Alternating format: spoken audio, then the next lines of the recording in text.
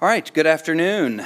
Welcome to the special meeting, a special meet and greet with our FATE boards and commission applicants.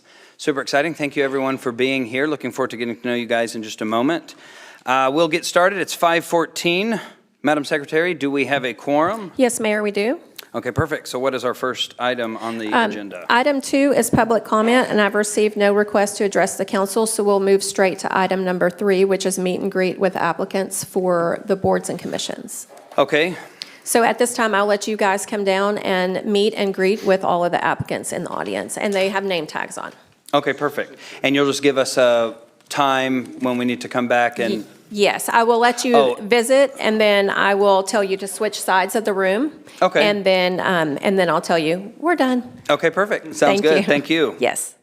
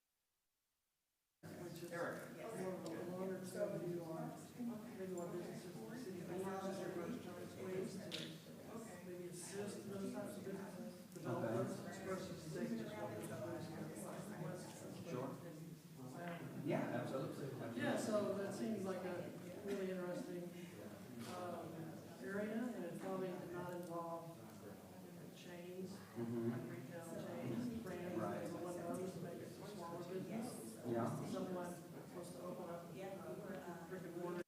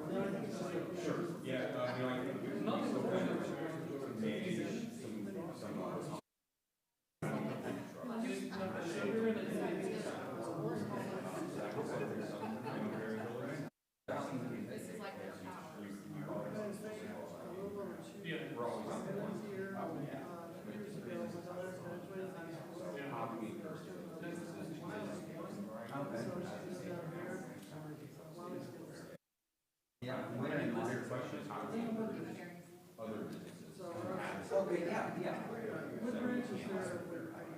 Okay, yeah, well, I asked that because I teach I do some adjunct for common college.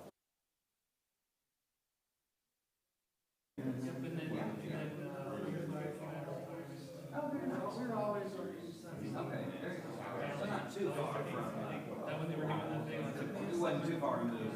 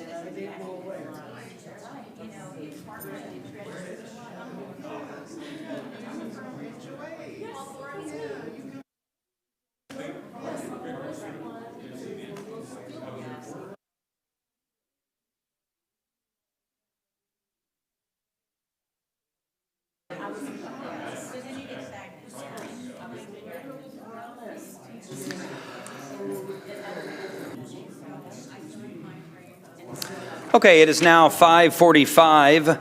Thank you to all of the applicants for the boards and commissions that have come by to visit with us today. Seeing as this is the end of our agenda, Madam Secretary, what's the next order of business? Adjournment. All right, and seeing as we have completed that, we are adjourned. Thank you. Thank you.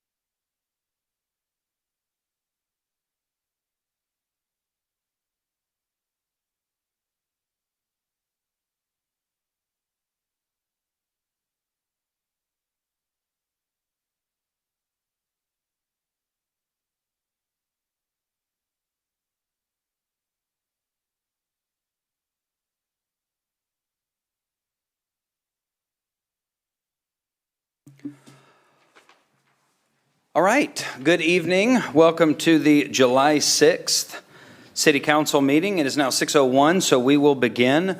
Madam Secretary, do we have a quorum? Yes, Mayor, we do. Okay, thank you. What is our first item on the agenda, please?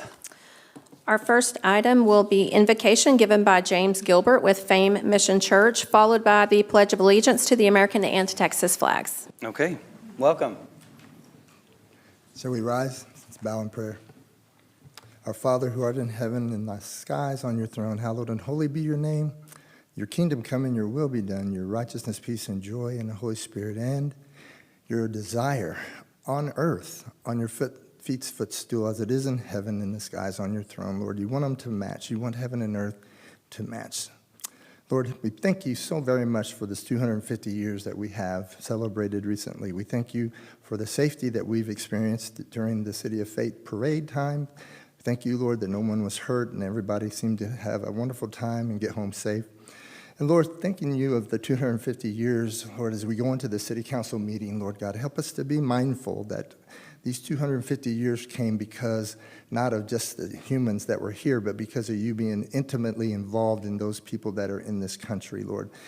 The engineering, the science, the technology, the manufacturing, the math, all of the great inventions and all of the great experiences that we've received and achieved, oh God, the mass media, the mass transportation, the mass education. Lord God, we are just grateful today at 250 years that we have been able to experience things that many folks across the globe only dream of experiencing. And Lord, since you've shown us through this blessing that we really don't own anything, we just come and we go. Lord, help us to be good stewards today, not only today, but throughout as we continue to try to do the things we do at the City of Faith, in the City of Faith, that we are here to leave a name, a legacy, and to leave behind us something that's good for our children. And Lord, as we think through this, and I close, we think of the ancient writing you gave us through one of your writers to a man named Mr. Philemon, a man that was in the Roman Empire, a man of influence, possibly a city council person, a man that had great authority, Lord God. You told him, even though he was at the top of the list of those people that are in the community, that there was a citizen that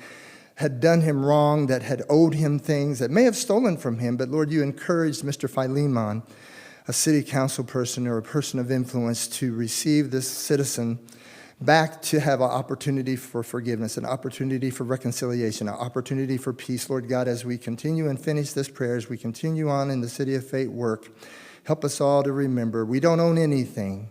We come, we use, and we leave. Help us to think through that as we love one another. And in the name of the one that loved all of us, the name of the one that loved the good, the bad, and the ugly, the name of the one who died, we pray in the name of Jesus. Amen. To the flag of the United States of America and to the republic for which it stands, one nation under God, indivisible, with liberty and justice for all. On the Texas flag, I pledge allegiance to thee, Texas, one state, under God, one nation, indivisible, God's grace. All right, Ms. Vicky, next agenda item, please. Next will be Agenda Item 3A, Park and Recreation Month Proclamation.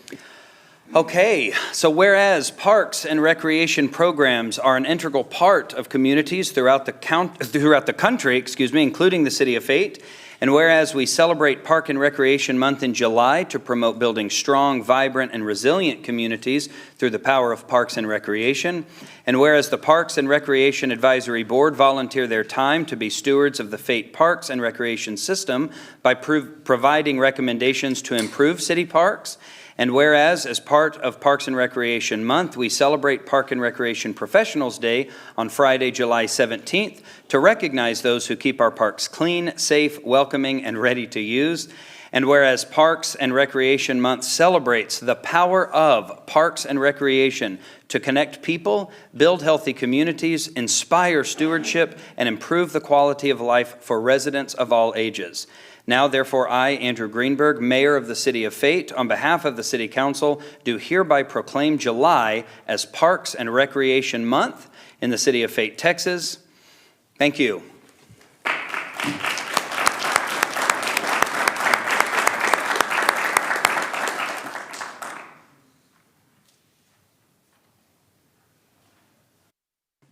Okay, Ms. Vicky, next item, please. Next is 3B, Stormwater Management Program Presentation.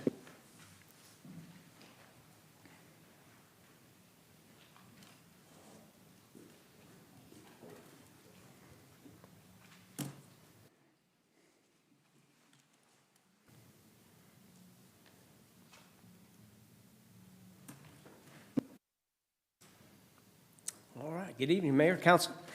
As part of our MS4 permit for stormwater compliance, we're obligated to do a public outreach, and so that's what we're doing tonight.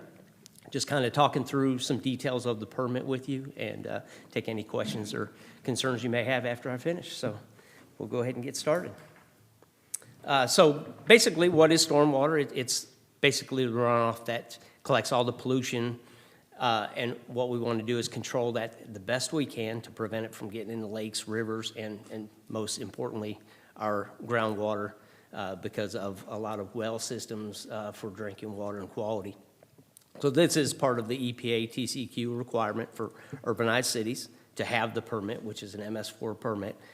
This permit is renewed every 5 years, and then annually we update the MS4 permit. So as part of this, best management practices, we work on erosion control, management materials. Really, you want to keep everything stored and controlled, especially when it comes to any types of paints and waste oils. Part of pollution prevention is keeping things in your trash containers. One of the things that we kind of address and deal with is making sure that lids are sealed when you put your trash out at the curb, keep trash and debris from blowing around the city. Maintenance of pipes and outfalls. So we do have a stormwater compliance technician that goes out and inspects all of our outfalls. They're all labeled in the city, be it a municipal one that belongs to the city, or be it an HOA outfall. We inspect those, we maintain those, and we report to the HOAs so that they can maintain compliance in those areas. And then we basically just want to keep things clean. So if we do have a spill related to any type of trash truck, construction areas, we want to keep those areas swept and clean of any debris, materials that could get into the stormwater system. So as part of this, we have MCMs, they're minimal control measures. We have 7 of them that are part of this. The first one being education and outreach. So as part of the annual report, we keep details posted on the website of all the updates and different things that we have done in the city. We have flyers that are available for new residents when they move into the area. And then we keep everything posted in cabinets that are valuable for residents. When they come into City Hall, they can look and see what this outreach permit looks like. So we keep that detailed permit available at all times. The brochures are placed in the lobby so anybody can pick one up if they want to kind of look and see what we're actually actively working on. And then we have the big events, 2 big events in April each year. One being our bulk collection, and then there is a citywide event that basically focuses on your city facilities, parks, and different areas around the city. Just as a part of an annual program, get a lot of people volunteering to help out with that. And then, of course, all the information is available under Public Works, Stormwater on the site. And then anybody that can report citizen concerns through our portal. Anything that you would see at any time, and be it not just stormwater, but it could be related to any other types of issues, water concerns, wastewater concerns. This time of year, concern seems to be fireworks and irrigation systems. So the second one is detection and elimination. So basically what is illicit, it's anything that gets dumped into the stormwater. So one of the things that we really spend a lot of time and attention on is making sure that we look out for motor oils and fluids that get dumped in trash. Probably one of the most difficult things to catch, but we get a lot of those areas reported by customers, and we have a protocol with our waste management company to keep those areas cleaned up immediately once it's determined. A few times it is Waste Connections trucks. They're hydraulic and they'll have leaks, but it could be anything related to trucks, debris. Those are the ones that we want to address immediately before it contaminates the stormwater system. Septic tanks, of course, we have septic tanks, but as part of our new compliance program, we are making sure that Septic systems are inspected annually if they have both septic system and an irrigation system. Pesticides, fertilizers, chemicals, cooking grease. And again, the cooking grease it's two places it ends up. It ends up in stormwater, and it also can end up in our wastewater system. And so cooking grease causes some hazards, but we keep a close eye on it. And then our household hazardous waste. Construction site, we focus on controlling the stormwater discharges. So one of the things that you'll see when you go out to construction sites, you'll see a construction entrance at every one of the sites with large rock for roll-off of heavy trucks. Some of them may even have a washout station if needed to wash the wheels off and try to eliminate a lot of the debris that ends up on the city streets. You'll see erosion control blankets. You'll see silt fence, which is basically used to control the raw open areas. So when they come in there and they start doing mass grading, there'll be a lot of loose dirt and debris. So we try to put silt fence around those areas and capture that. So if a heavy rain comes through, it doesn't just wash right into the stormwater systems. Rock check dams is used in most of the construction sites, and then inlet protection, like in the picture here, you'll see, and we run into that in situations where there's heavy rains in the spring, a lot of construction. At times, we'll have to pull that because it can actually block the drain to the point where it could flood a street. But after a rain event, we immediately go back out and have them reestablished. And then after construction, that's really one of the more important places. After construction, we do a punch list at all our construction sites. We make sure all the trash and debris, construction debris is removed from site, make sure all the stormwater protection is camera inspected, make sure it has positive flow, restore all the surrounding areas, and then make sure all the slopes have grass. So that's one of the keys to it, is when we leave a site, it has to have vegetation established before we close out the permit. So you may see a road get opened or a construction site get opened, but we don't necessarily close that permit out until it's established grass and growth. Pollution prevention. Really, it comes down to staff training. We do biannual inspections at all facilities, including some of our HOAs. We do pond inspections at all the HOA sites or construction sites or development sites that would have a pond. Street maintenance, park open spaces, municipal buildings, solid waste, and then we have our citywide cleanup days.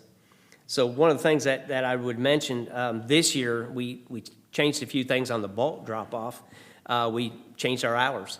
We decided the morning time really wasn't very valuable, so we started at noon, went to 8 o'clock, went Monday through Friday.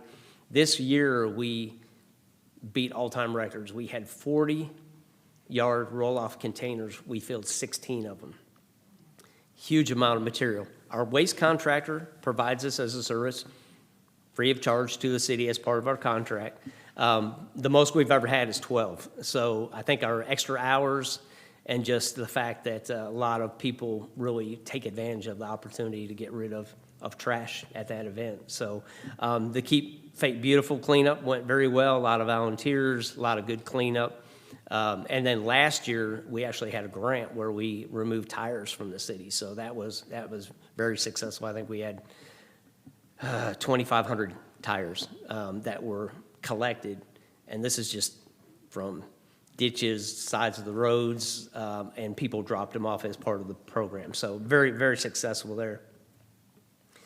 And then MCM 6 Industrial. So Waste Connections is our provider for waste collection.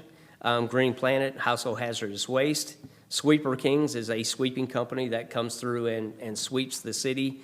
They come out twice a month doing the north side of town, south side of town, and then we have a few areas where we have special attention, for instance, underneath I-30, where there's just a lot of construction traffic and debris, so we try to have that cleaned a little bit more frequently. And then Caddo Creek is just one of the companies and one of the sources that we use to do stormwater repairs around the city. So just to give you an idea, MCM 7 is our municipal construction activities. These are just a kind of a snippet of some of the projects we completed this year. We did a ditch improvement on Margaret, Miss May, as part of the road expansion to the new school campus.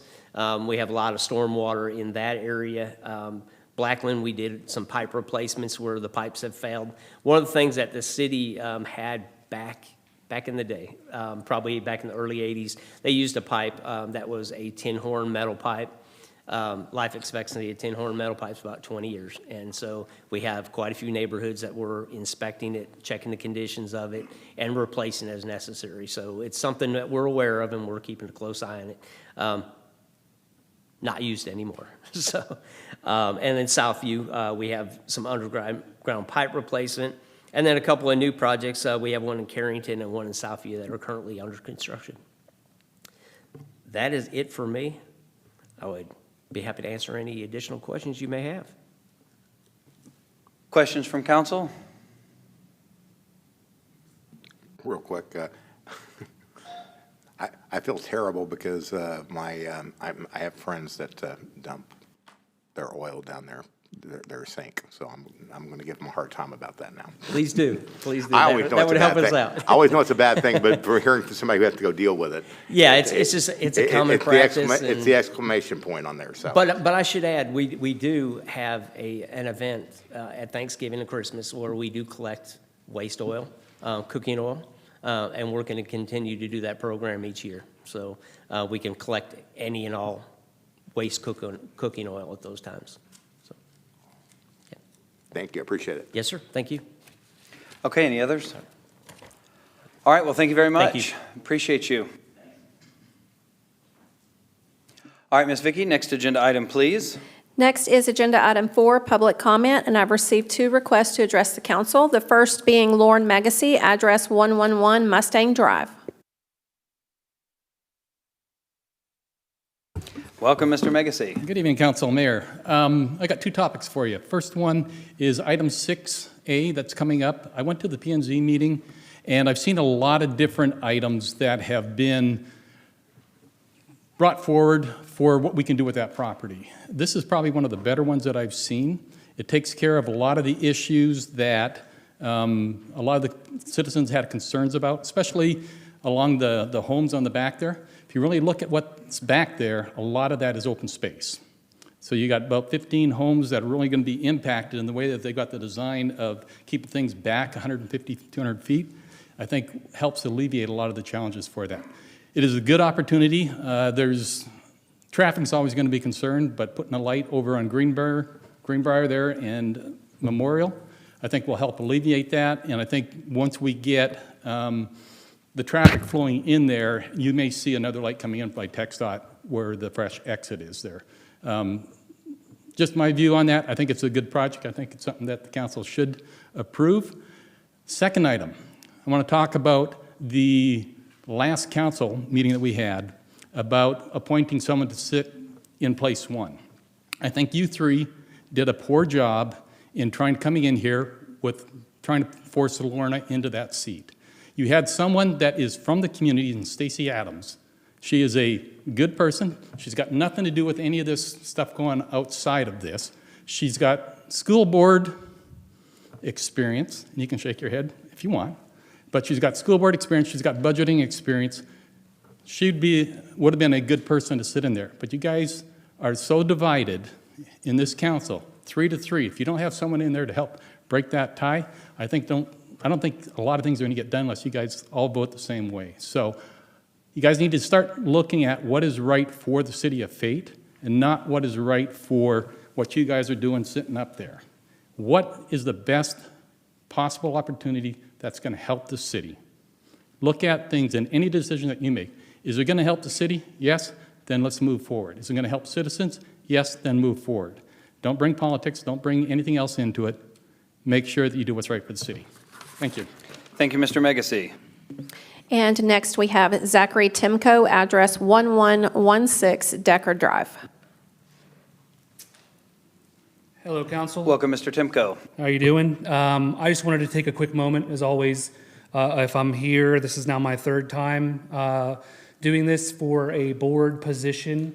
I came up here, as a lot of you know my story, as a whim a few years ago, just feeling very defeated and feeling what I could do to try to help. And I was just very serendipitous that it was the same day, it was the last day for applications to boards. I came up here not expecting much. I spent 2 years on the MDD. I now serve on the ZBA. And it is one of the best decisions I ever made in my life. The connections that I've made, the friendships that I've made, some of the projects that I've been a part of, that I've watched grow and become real, is something I'm very proud of. I'm proud of this city. I know a lot of things are a little out of whack right now. I think I spoke a couple of council meetings about it before, and hoping that they can hopefully come to a place where we can come together. It's not my place to say how that happens or where it happens, but to see a lot of folks come out here and want to be a part of the city of Fate and where it's going and what it does brings a lot of joy to me. So I wish good luck, and thank you to all the folks that are coming out and want to be a part of the board. Those who maybe just came out on a whim like I did, hopefully it can be as fulfilling for them. Or maybe there's somebody who might watch a video of this or who thought about it and decided against it. Maybe next time they'll come out, and the more people that we can get out that are more interested in having a hand in and a word and actually being involved in the changes that we want made, I think it's going to do nothing but help everybody in the city. And I thank you for all your work and for all the folks that come in here and spend their time trying to make Fate a better place to live. Thank you. Thank you, Mr. Timko. There are no others that have signed up to speak. Okay, next agenda item, please. Next is item 5, consent agenda. Do I have a motion on the consent agenda? I put a motion, we pass the consent agenda. Okay, do I have a second? I second that motion. All right, seeing as we have a motion and a second, any discussion? Seeing none, please vote.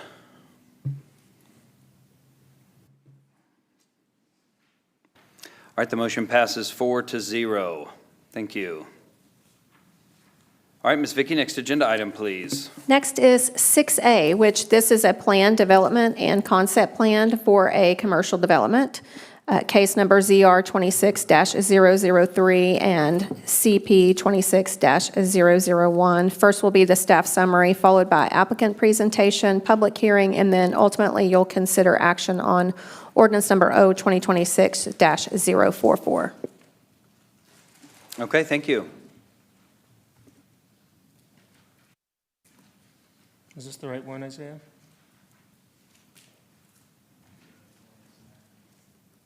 I'm just going to open it again.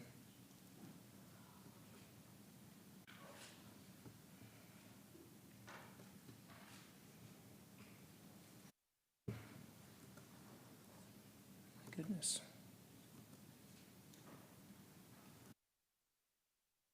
All right, good evening, Mayor and Council. Ryan Wells, Director of Planning and Development Services here at the City of Fate.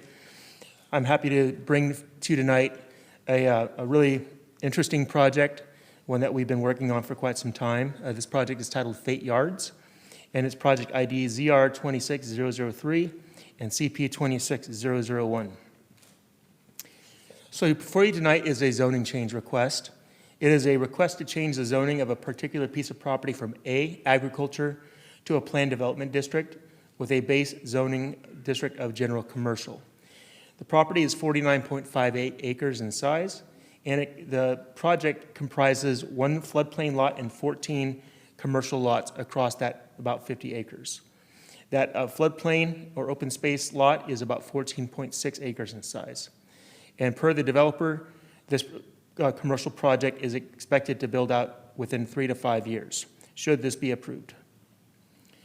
Within the project, there are a number of proposed land uses envisioned, including entertainment uses such as an indoor amusement and miniature golf, a movie theater, and other related supporting uses, a hotel, which would be the first one established in our city, a number of offices, restaurants, a small format grocer, a gym, and as mentioned earlier, a large amount of open space across the property.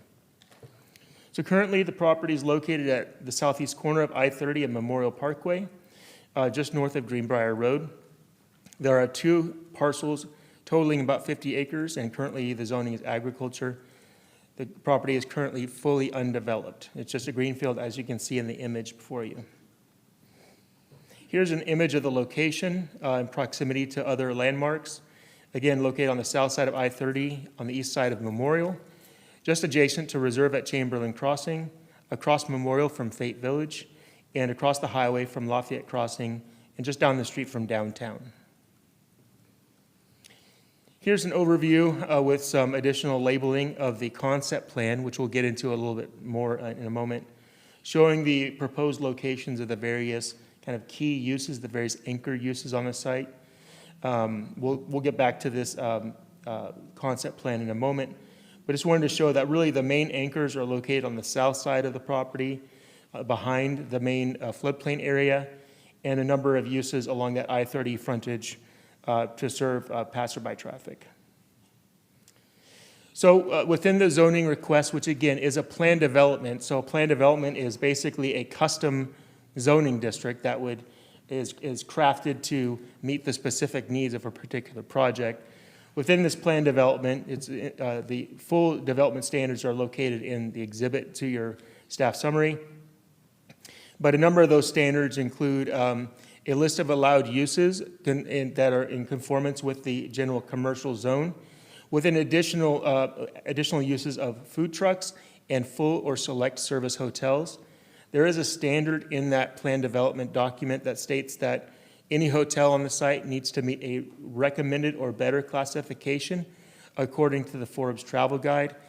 An adjacent or similar type of standard would be about a 4-star hotel, given the amenities and standards of that facility. No residential uses are permitted on this project, explicitly stated in the PD. Within the PD as well, there are heightened building material standards, heightened landscaping standards, and a master sign program. There's also a considerable amount of open space retained and programmed within this project. This whole site is designed around a floodplain that's naturally located within the property. That floodplain consists of 14.64 acres, which the developer is intending to program a little bit more into a park-like setting rather than a purely natural floodplain. Of course, there will be no impact on the actual capacity and function of the floodplain, but some of the kind of perimeter of the floodplain would be trimmed up, landscaped a little bit nicer so that it's a little bit more functional and usable within the site. They also added a plaza on the south side. You can see that kind of adjacent area to the south of the main floodplain. They're calling the Grove, which is a programmed plaza. It'll have a number of different features, including seating areas, shade facilities, and they're also looking at doing a privately owned and operated splash pad that would serve visitors to the site. Within the open space itself, there's planned to have a 10-foot wide trail that goes along the entire perimeter of the floodplain, including having at least one crossing so that folks can walk across the site, as well as from neighboring neighborhoods. There will be benches within the open space, as well as lighting that is pedestrian in scale, so that it's not huge overhead lights, but lights that are on a little bit lower of a height. And as I said, there's a retention of the floodplain and natural area within the property. The natural function of the floodplain and the included stormwater detention facility will remain and is incorporated into the design of the site. We also took into account some of the lessons learned from other cases that came before the council, before previous councils that intended to develop the site. We're very well aware that the adjacency to the established Reserve at Chamberlain Crossing neighborhood is something that we needed to pay particular attention to. So in our negotiations with the developer, we advised them to incorporate some more robust setback standards to that area adjacent to Reserve to protect the quality of life of those neighbors and minimize to the degree possible the potential impact from a fully commercial development. So in the standard general commercial zone, which would be what we would expect this property to be zoned outside of a planned development, the setback to that neighborhood would be 30 feet. Within the planned development, the developer is intending to have a minimum 100-foot setback, so over twice as much as the base zoning requires. There's also an additional standard that if a building is taller than 50 feet, the building setback shall be twice the height of the building. So as you move away from that 100-foot minimum, you continue to maintain a 2-to-1 setback to height ratio for any buildings that might exceed 50 feet. So here's a more or less to scale depiction. You know, AI is still a work in progress, but it still gives a little bit of a visual depiction on if you had a taller building, what that 2-to-1 setback would provide. So again, if it's over than 50 feet, it needs to be twice the height. The setback would be twice the height of the building. As shown in the concept plan, the hotel building, which has the potential to be taller than 50 feet, actually shows about 3.5 to 1 setback. So it's 260 feet setback from the property line. There's also a requirement to have screening trees along that entire property line, along with a 6-foot masonry wall. So there would be a very thick and deep screen between the commercial uses and the Reserve at Chamberlain Crossing neighborhood. Now, getting into the actual criteria that we reviewed when evaluating this proposal, we'll start with the zoning request, which is ZR 26003. Our municipal code has 3 criteria that we take a look at when looking at zoning requests. First is whether the project is in conformance with the comprehensive plan and other adopted plans. So the image before you is taken straight from our future land use plan, which was adopted in 2021. It depicts 2 different land use types. The red is the supportive commercial place type, and the pink is the dynamic neighborhood place type. Within the comprehensive plan, there are descriptions of both of those types, and I won't read them verbatim, but I'll give a few highlights. The supportive commercial place type focuses on large retail and professional service uses, multi-tenant shopping centers and offices, as well as hotels, restaurants, and other services that serve as a citywide and regional draw. The dynamic neighborhood place type incorporates, typically focuses more on residential and mixed developments, but also supports neighborhood retail and office uses. Within the comprehensive plan, there are a number of strategies that were adopted by the city, including Strategy Economic Opportunity 1.1, which serves to promote Fate as a destination for business and retail development. And then there's another strategy, DI 2.2, which is to encourage retail and commercial growth along Highway 66, FM 551, Ben Payne Road, and I-30 as key corridors within Fate. Also, more recently, we held our first programmed meeting on the comprehensive plan update. This was just on June 24th. We held our visioning session, and I was very encouraged to hear a lot of the feedback from the 25 members who attended that meeting, or residents who attended that meeting, that basically the feedback that summarized by our consultants was that there was a preference for more commercial uses, local businesses, and higher quality development. There's a strong interest in expanding recreation, entertainment, and gathering spaces. And I'll just say anecdotally, in my 5 years here, that's one of the main things that I've heard is we want more things to do here in our community. The participants want Fate to become a place that people visit, not just live. And the most popular opportunity response when they were doing some kind of ad hoc input was entertainment. So again, that's just a more recent example of the discussions and the preferences of a number of our community members who were represented at that visioning session. Moving on to criterion B, which is conformance or alignment with the character of the surrounding neighborhood. So to the north of the property is I-30. To the east is a single-family subdivision known as Reserve at Chamberlain Crossing. To the west, across Memorial Parkway, is Fate Village, which is a purely commercial development. And to the south are lots that are zoned commercial and under development, as well as some undeveloped parcels that continue to be zoned agriculture. And then for the third criterion, any other factors required or allowed by Texas law or case law, nothing specific really jumps out that staff found were needed to be addressed. So moving on to the concept plan. With any plan development, there needs to be a concept plan that's also included. And again, concept plan went through a number of iterations with staff before it even came to P&Z and come before you tonight. I won't read all these verbatim right now because we'll kind of jump into each of these criteria one by one.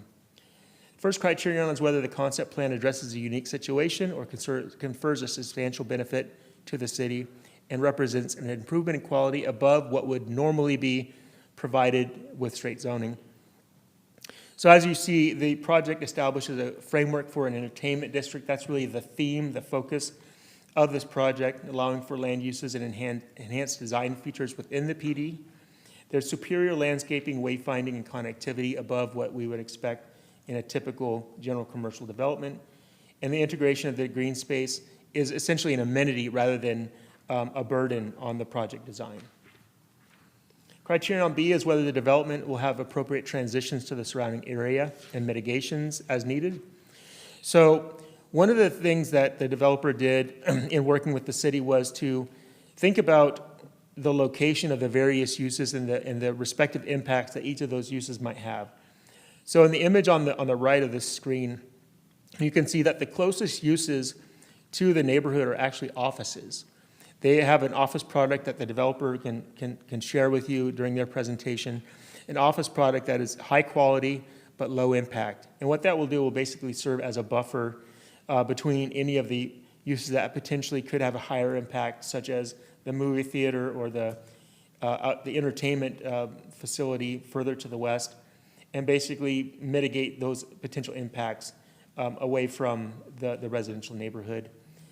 Again, also within the PD, there's that enhanced setback of 100 feet minimum, and the 6-foot masonry wall and the tree plantings along the entire boundary of the project. Criterion C is that streets within the development provide adequate circulation. So there are 7 proposed driveways in the concept plan as shown on this figure. Also very importantly, there's a main drive that bisects the site from Greenbrier to I-30. And that's a very important feature that essentially distributes the traffic much more than if there were just purely internal drive aisles that serve the development.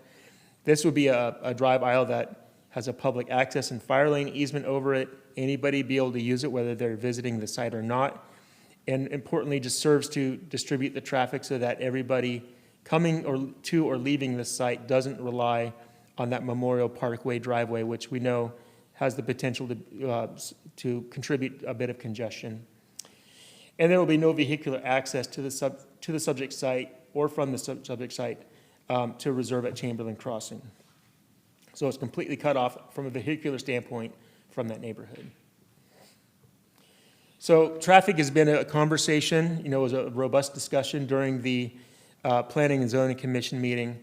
And so there's a 343-page TIA that staff reviewed. We had our consultants take a look at it a couple times, provide their findings, and ultimately found that the TIA was sufficient, met all the standards that traffic engineers need to follow, and adequately identified mitigations, which we'll talk about in a moment. But I did want to at least provide a brief summary of what some of the impacts could be. So looking at the trip generation analysis from the TIA, it shows that during the peak hours, which aren't necessarily 1 hour, but they're the periods of time during a day when the highest amount of traffic is expected to be generated related to the project, or just in the area, that in the AM peak hour, which is 7 to 9 a.m., the project itself would potentially generate at full build-out, again, that's over a number of years, about 340 or so trips per hour. PM peak hour from 4 to 6 is about 540 trips per hour. And then a Friday PM, which was an additional analysis done because of the presence of the movie theater in the proposed project, that's from 6 to 10 p.m., would be about 360 trips per hour. So I wanted to provide that to you for context, just to show, on average, it would be about 6 trips a minute, 9 trips a minute, and 6 trips a minute above background traffic in the future. So within the TIA as well, there were a number of mitigations identified and essentially supported or accepted by the traffic engineer that we have to review these, because that's not my forte. It did show a number of mitigations, including some right turn lanes. So at site driveway 1, which is the driveway on Memorial marked by a 1 on the figure, there's a northbound right turn lane to be constructed. And at site driveways 2 and 3 along the I-30 frontage road, there will be eastbound right turn lanes for basically a deceleration lane before you get onto into the driveway. Also for left turn lanes, we have a left turn southbound lane to be constructed at that same Memorial Parkway driveway, driveway 1. And then on driveways 6 and 7 on Greenbrier Road, there will be eastbound left turn lanes to be striped within the existing median. Greenbrier already is essentially a 3-lane road with a very wide median, and so they'd be able to just do some striping to have those driveways be put in. Very importantly, the TIA also identifies the need for a traffic signal at Memorial Parkway and Greenbrier Road. We've known that there's been a lot of pressure on that intersection for quite some time, so within the TIA, they conducted what's called a signal warrant analysis to determine whether either background or project-generated traffic would trigger a warrant requirement per TxDOT standards. And the finding was that it actually triggered the warrant under current conditions before the project even comes in. So we made sure that, with that reality being in place, there needed to be a traffic signal because we didn't want more pressure to be on that intersection without it. And then all those roadway improvements listed in the previous slide, they can be installed within the existing available right-of-way. So there isn't going to be right-of-way needed from the project or any adjacent properties to facilitate that. Here's an image showing where all those turning movements, those improvements would take place. Again, a left and right at that Memorial Parkway driveway, 2 rights on I-30, 2 lefts on Greenbrier, and the traffic signal at Memorial and Greenbrier. Moving on to criterion D, states that streets shall be designed to create a pleasant walking and biking environment and having on-street parking where appropriate. This is actually a fully private project, so there are no public streets within it.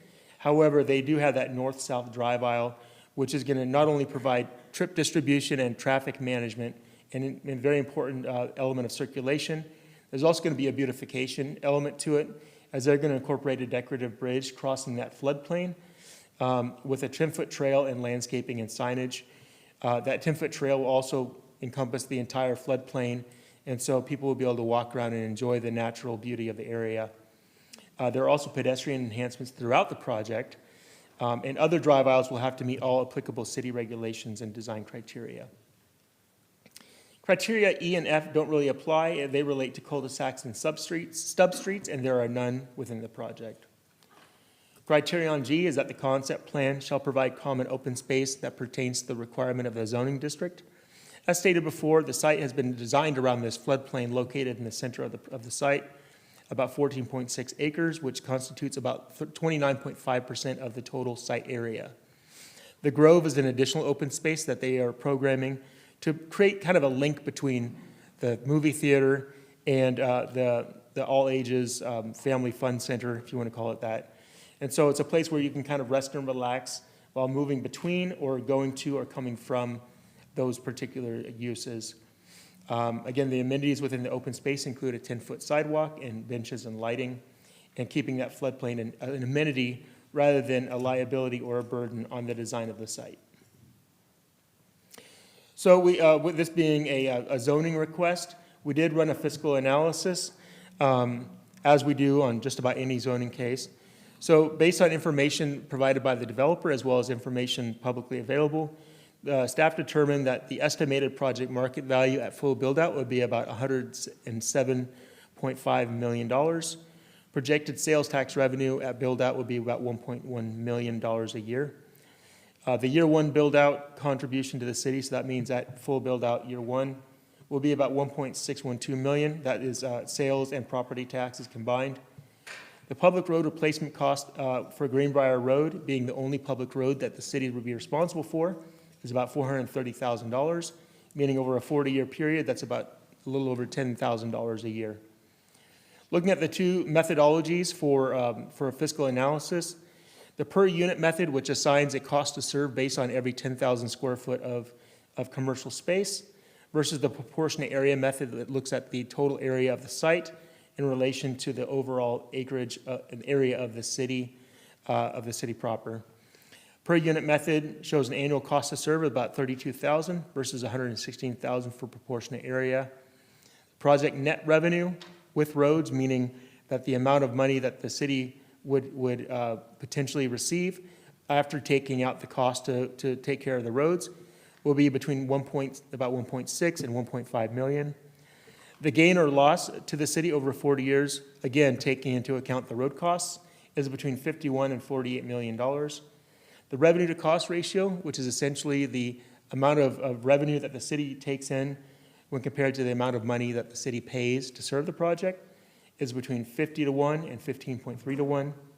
And the revenue to cost ratio with roads, incorporating those road costs, is 37.5 or 13.9-1. One thing I will note, we do this a lot with a lot of different projects.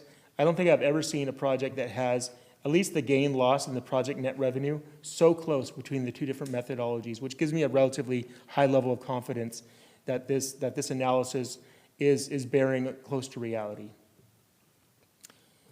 So we did, of course, do the public notice as required by state law and local code. We published a notice in the local newspaper. We had signs placed on the property, and we also mailed notices to all property owners within 200 feet of the subject site as shown on this map. So that resulted in 55 mailed notices being sent. As of 5 o'clock this evening, we received 3 responses representing 2 of the properties, 2 of the single-family residential properties within reserve. Both of those were against, and I will note that those notices of opposition represented 1.3% of the total notice buffer area. The concerns raised by those opposition letters were concerns about increased traffic, crime, and noise, introduction of commercial lighting and delivery truck activity, which they thought would be disruptive to their quality of life. One stated that when they bought the property, they were told that the greenbelt would be retained, which we get that a lot, the realtor said this and that. And then finally, one of them requested denial of the proposal, or at the very least, incorporation of a substantial buffer for the residential properties. At their meeting on June 18th, the Planning and Zoning Commission heard this item and are recommending approval with conditions unanimously with a vote of 5-0 with 2 of the members absent. There are a number of conditions that are recommended by the Planning and Zoning Commission, and for the record, I am going to read them verbatim. There are 6 conditions for the zoning request, which are as follows. Number 1, development shall incorporate recommendations as reviewed and approved by city staff and consultants from the traffic impact analysis. Number 2, changes to the concept plan, preliminary plat, or final plat may occur based on the results of special studies and civil engineering plan review. These changes will not require a formal concept plan amendment as long as the changes are those limited to responses to the special studies and civil engineering plan review, subject to the discretion of the administrator. Condition 3, all traffic-related improvements identified by the TIA shall be installed prior to the issuance of any building permit that is related to the development. Condition 4, site driveway number 1, that's the one on Memorial Parkway, outbound lanes shall consist of a right turn only lane and a through and left turn lane. Condition 5, the north-south drive aisle connecting site driveway number 2 and 7 shall be constructed prior to the issuance of any building permit that is related to the development. Number 6, adjustments to the TIA findings and recommendations shall be subject to Texas Department of Transportation or TxDOT approval, and that's because most of the impacts of this project will result on TxDOT facilities. Moving on to the conditions for the concept plan. Condition 1, a type 1 development plan shall be submitted to the Fate Planning Department for review and approval prior to submittal of any pad-specific site plans within the PD. The type 1 development plan shall meet all applicable development standards in the PD and the Unified Development Ordinance. And condition 2, development plan or site plan submittals shall generally comply with the approved concept plan. However, any elements of the site design in the approved concept plan that conflict with the adopted design standards in the Fate UDO, unless explicitly amended in the plan development, shall not be considered authorized or waived through this concept plan approval. Future development plan or site plan submittals shall therefore conform to the applicable codes and regulations as defined in the UDO and the adopted plan development. That concludes my presentation. I'm happy to take questions now or later in this discussion. Questions from council? Are you good? Okay, Mr. Mandeville. Well, I was just going to say, every time I've seen this presented, it looks like issues have been addressed and improvements that have been made, and I've been impressed with that, especially the way the traffic has been handled. So, thank you. Thank you. Mr. Hatley? I was going to say that this is the project that I was told that fate would probably never see.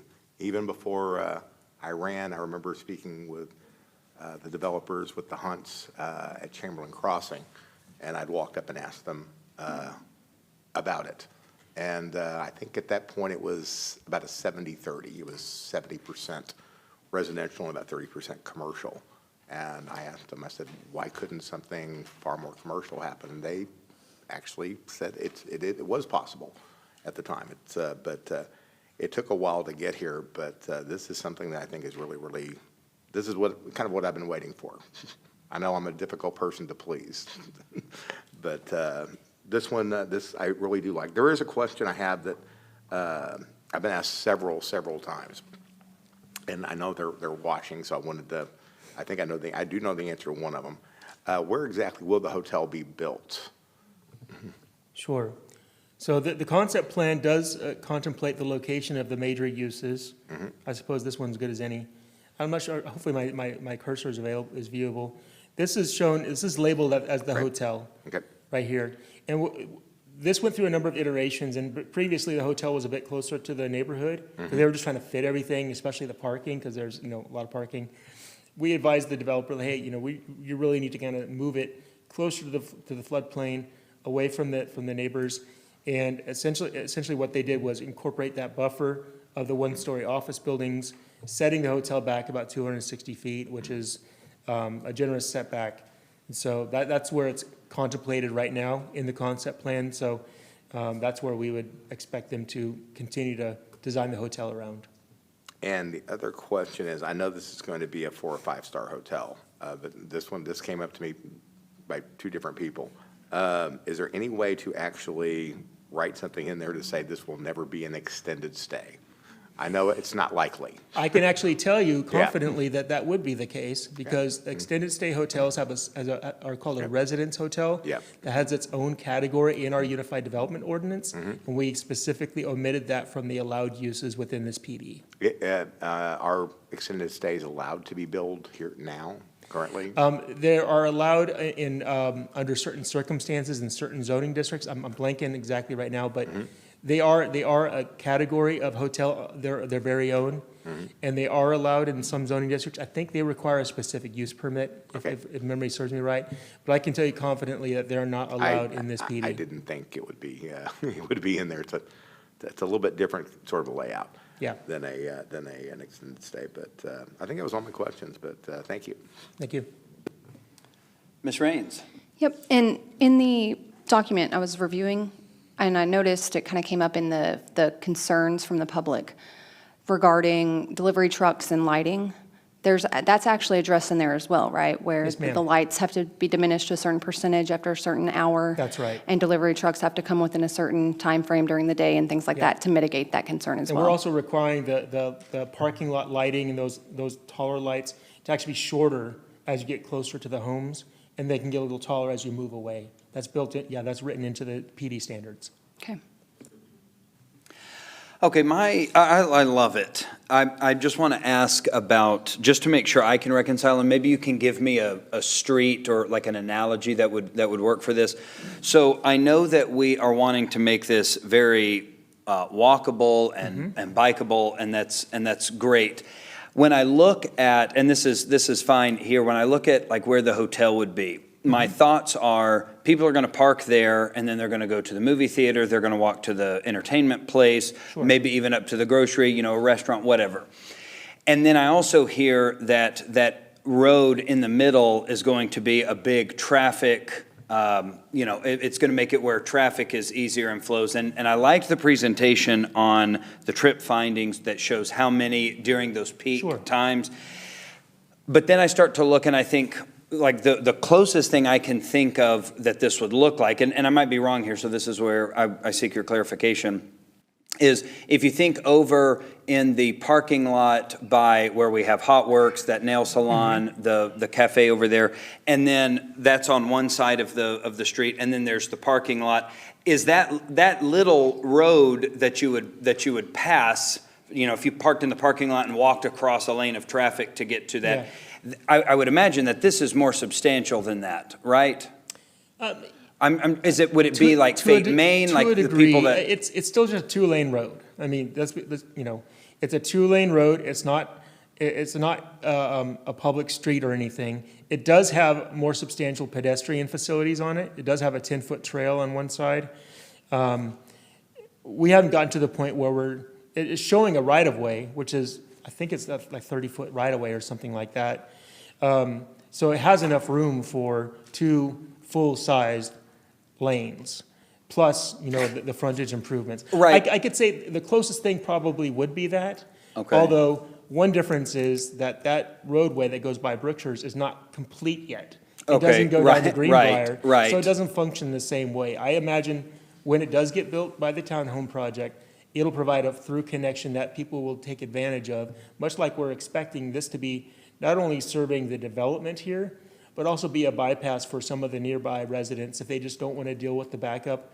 If they want to go east and then we get on 30, they can go through here. Maybe Well, grab I'm a cup of more joe, looking at it Yeah. going from, like the parking lot at the, if you're looking at the green area. Yeah. Right in the middle there, right That's below all that green floodplain. area. So somebody parks there and then they're gonna walk across that street to the Yeah. hotel.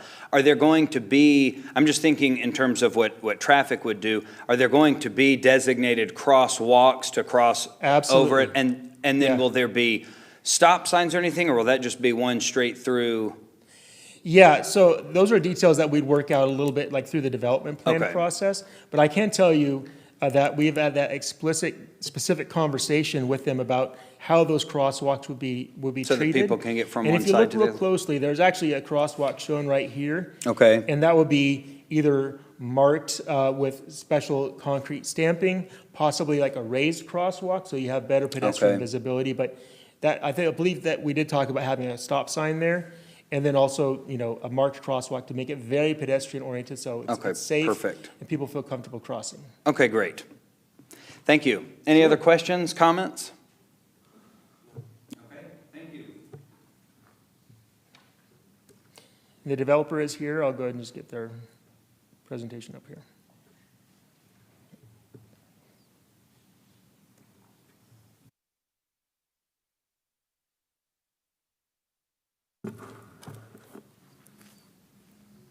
There you go.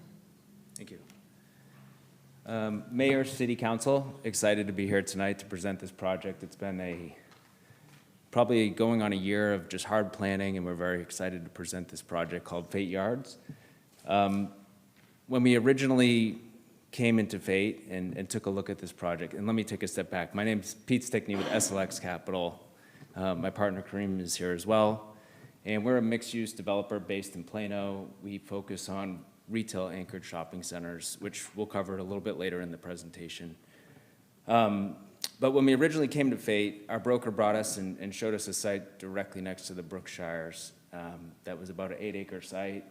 Spent about a half a day touring the area. Saw this corner on the southwest corner of Memorial and I-30 and thought, what's going on there? It's such a magnificent corner. And we immediately saw a vision of kind of what we're presenting all this time later, which we feel really allows us to demonstrate what we do best. Turns out, I think just the way it's evolved, the entertainment anchor we feel is something that's really necessary as we really looked at a void analysis in the immediate area, not just in Fate, but regionally. And we feel that this is something that's not just needed in the community, but we hear it time and time again. It's just something that is missing. So with that said, I'll jump in and please feel free to interrupt if you have any questions along the way.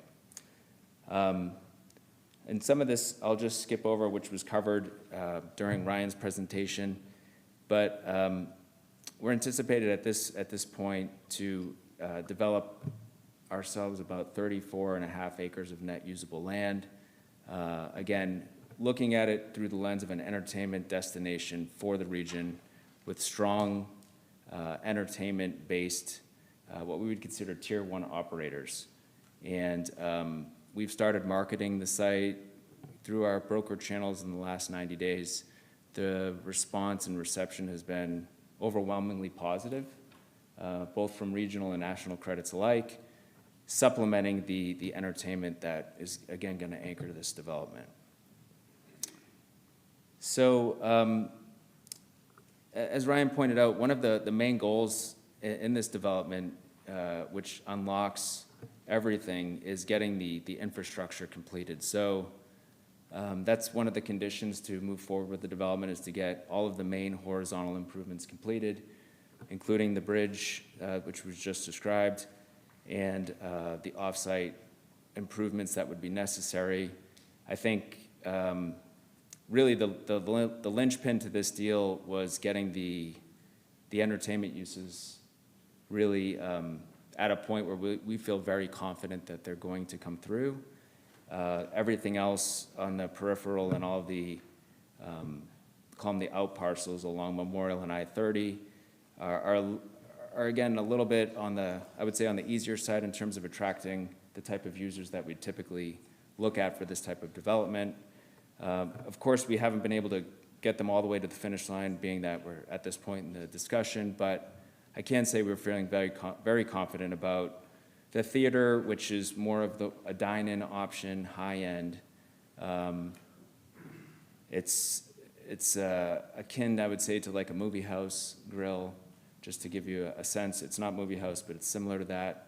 And the indoor amusement entertainment center is about a 49,000 square foot center. Think of it like a more of a boutique version of, say, a Dave & Buster's, just at a higher level of service that's catered more towards the entire family and not just the children.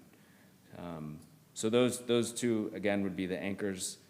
The hotel is designated in the PD as a select service or full service hotel. So think AC hotel, Renaissance hotel, that type of hotel, or a full service offering. The teal color office condos that are along the reserve at Chamberlain Crossing, we have an office condo product called The Compound. We launched the first one several years ago in Louisville, right on 121 frontage near Nebraska Furniture Mart. It was wildly successful. We set a record on price per square foot with those units. They're turnkey, move-in ready, high-end condos, 19-foot ceilings, lots of glass, very appealing to entrepreneurs, more so than medical. They're not really designed as a medical use. They would be, software engineers, mortgage brokers, those types of uses, lawyers. But this particular site plan is showing our new one-story option. That first version with the 19-foot ceilings is a two-story option. We're in the process of breaking ground on two more compound developments, one in Garland off George Bush, one in Plano off George Bush, which will introduce this new version. And it was born by just supply, really demand. All of the users that passed on our Louisville option wanted a single-story option for their staff to be more conducive with their workflow. And we're excited to bring it here to Fate. We feel it's certainly something that's warranted. We came up with the idea, kind of scratching our own itch, honestly, where we office in Plano at Granite Park, which is at the southeast corner of 121 and the Tollway, and a nice office tower. And we thought, as great as it is, it's very difficult, especially when you're in real estate, going in and out of the office multiple times per day, to park in structured parking, make your way to the elevator bank, up you go. It takes, 5 to 7 minutes to get in and out of your office every time. And we thought, well, what if we could bring that office experience into the condo environment, where you can park right out front, go in your office, go out and get on with your day. Turns out lots of people had that same concern or desire. So we're now, as I mentioned, launching. This will be the third new development on that front, which we feel helps introduce a need in the market, and it also helps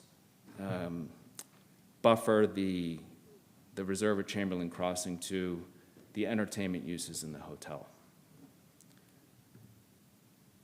We had some concept renderings developed. This is really from the I-30 as you know, in that, just in front of the development here, it's elevated, so this is looking due south. To this side of the picture is Memorial on, I guess it's on the right side of the screen. You can see the main access point off of I-30 frontage over the bridge. There's a 10-foot pedestrian sidewalk that goes the entire length all the way over to Greenbrier. This is the proposed hotel. Just on the very far left side, you can see some of the office condos on the corner. The movie theater, the entertainment use here with the miniature golf on the north side of the property. And this also shows a good visual of the hike and bike trail, the 10-foot wide hike and bike trail that goes around the perimeter of the existing floodplain, which again, we plan to really beautify, have some low-lit lighting, benches throughout. Really, again, the vision of this whole project, I would say, really is a gathering spot for the community. We want this to be a special development where it's the hangout on the weekends. It's where people go to grab a great, bite to eat at a great restaurant, good entertainment uses, and really be a cornerstone for the family in town. Here's a better lit aerial looking due east. So that's Memorial at the bottom of the screen. You can see the access off of directly across from Brookshire's here into the development with the entertainment use here, theater, hotel, and if I can't zoom in there, but the concept of the bridge is to be a masonry con-span bridge, really anchoring the whole development as a beautiful landmark throughout. The corner is intended to be, it's currently a QSR. Can't name who it would be yet. There's a specialty grocer, gym here, multi-tenant retail building, and then on the far eastern corner, a restaurant. And I hadn't touched on, we also have some retail and restaurant options also along Greenbrier here on the south side, which I think on the next slide shows it a little better. It doesn't. When I get to the site plan, I'll cover that. This picture here is looking again due south into the Grove area, which is a placeholder name for an area that we're intending to really bridge the movie theater to the entertainment concept. Splash pad, lots of natural shade, but also some large canopy shade options. There's also if you can see the cursor here, there's a drive. And we're not sure at this point if they'll be stationary or not, but food truck options, again, sweet treats, ice cream, perfect spots for the family that's enjoying, the splash pad or the entertainment.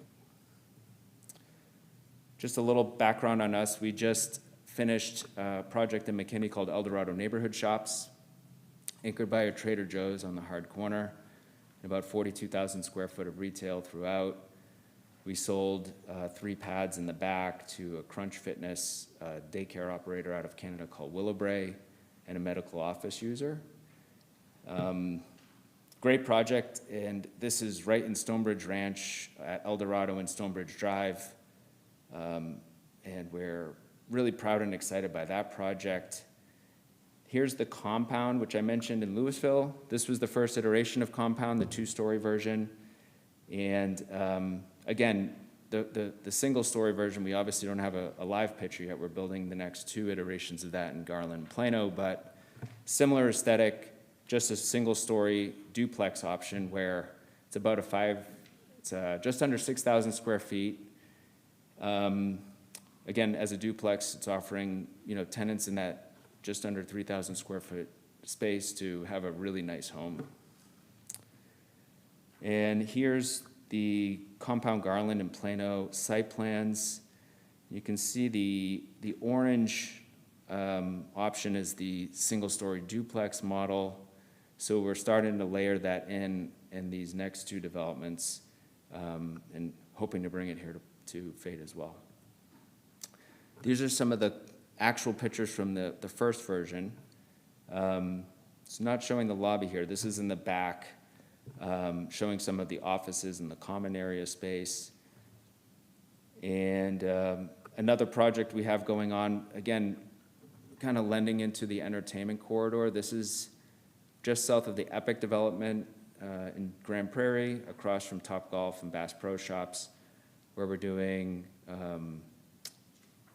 3 retail buildings with a really cool courtyard with jumping water fountains and a beautiful landscaped area. And this is just under 30, it's just under 30. It's 29,812 square feet of retail. Doing a Black Bear Diner, build-to-suit on one, which is operator out of the West that's starting to really expand here in DFW. They have a great product. Think of it similar to like a Lazy Dog experience.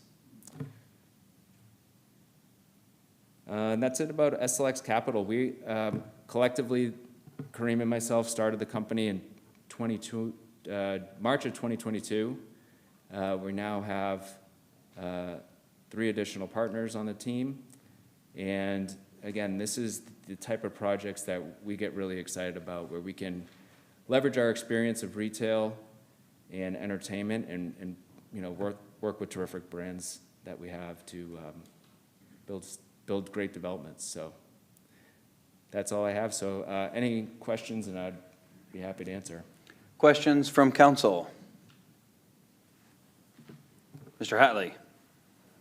I'm just trying to see if, are there, can we give any of the, any definitives on the restaurants that might be coming in? I can't give you any definitive names yet. No, We no, haven't- I'm just checking. Yeah. I'm getting asked that a lot, so, but no, that would probably be my, my only question. And you did say that there were spaces for extra restaurants a little closer to Greenbrier. Yeah, on that so back here end. on this site plan, this red box here is intended to be a restaurant. And then we have 2 multi-tenant retail buildings here, but based on demand, it's very likely we could switch one of these to be a restaurant. We also have a great restaurant pad up on this corner here. And then these 2 are programmed as quick service restaurants, but we're finding a lot of demand on the restaurant side. Yep. And there would be, I would call regional operators, not national chains, that are looking for a presence in this market. They've kind of seen Rockwall grow, you know, east, and there's certainly a void for,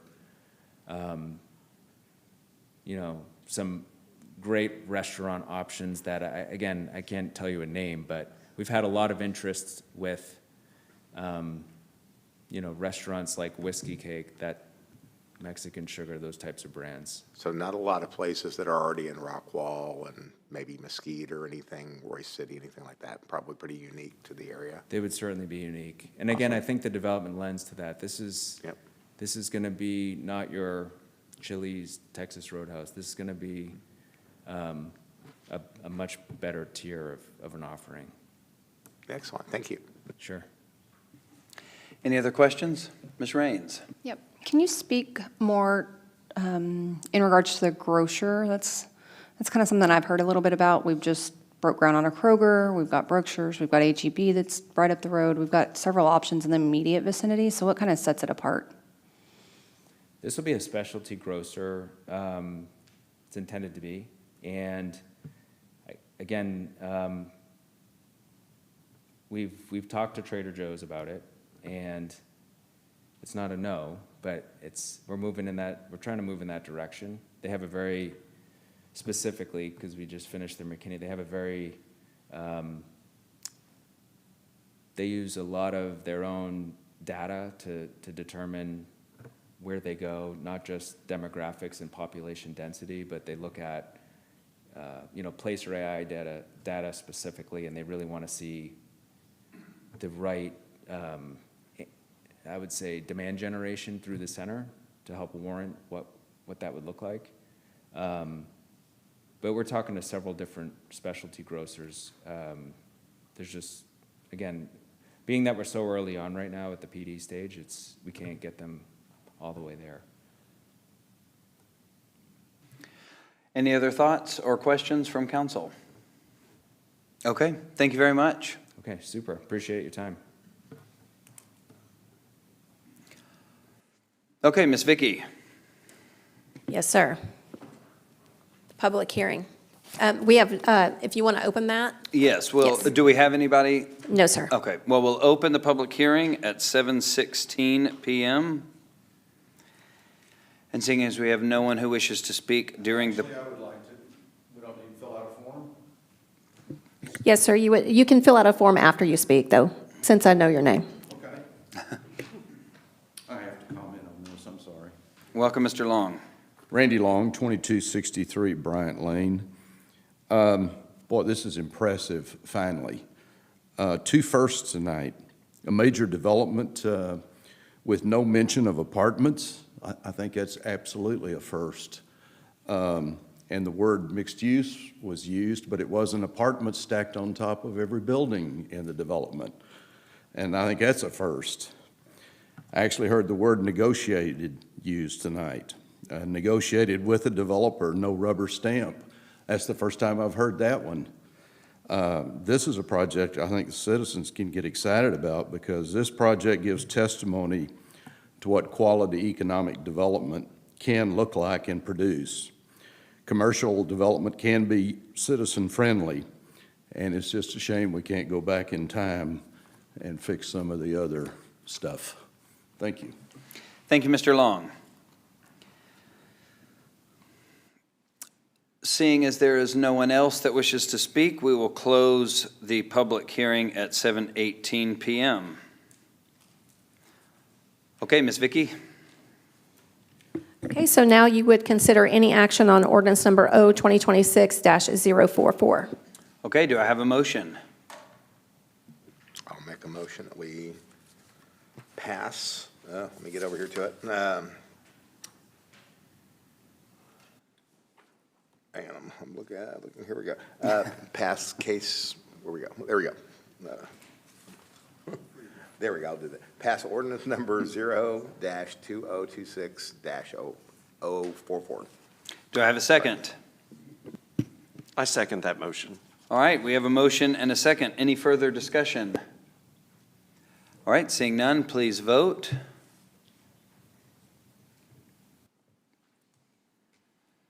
The motion passes 4-0. Thank you, council.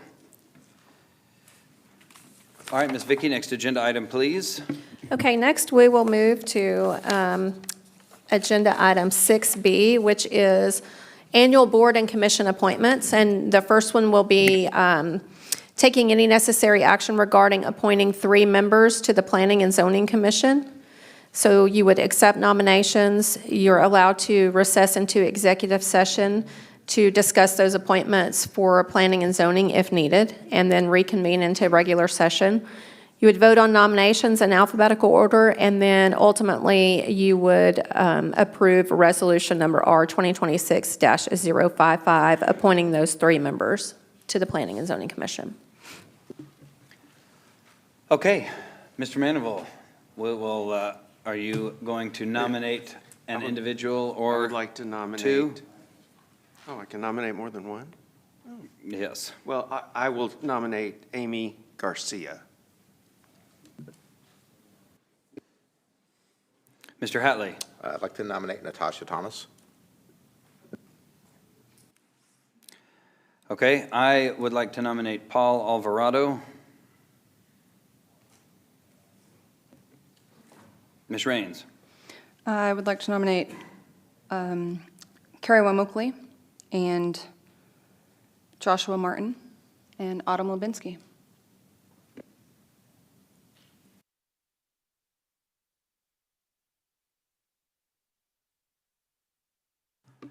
Okay, any more nominations? Okay, we'll close the nomination window. Council, do any of you see a need to recess into executive session at this time? Okay, then we will not recess into executive session. So, Ms. Vicky, we'll vote on these in nominations in alphabetical order. Yes, sir. So the voting order will be Paul Alvarado, Amy Garcia, Autumn Lubensky, Joshua Martin, Natasha Thomas, and Carrie Womokley. These will be hand votes. Remember, we have 3 vacant seats, so you're allowed to vote 3 times. And we will start with all in favor of Amy Garcia, please raise your hand. I'm sorry, Paul Alvarado, please raise your hand. 4. Okay. And then next, we will vote for Amy Garcia. All in favor, please raise your hand. 3. And next is Autumn Lubensky. All in favor, please raise your hand. 0. Next is Joshua Martin. All in favor, please raise your hand.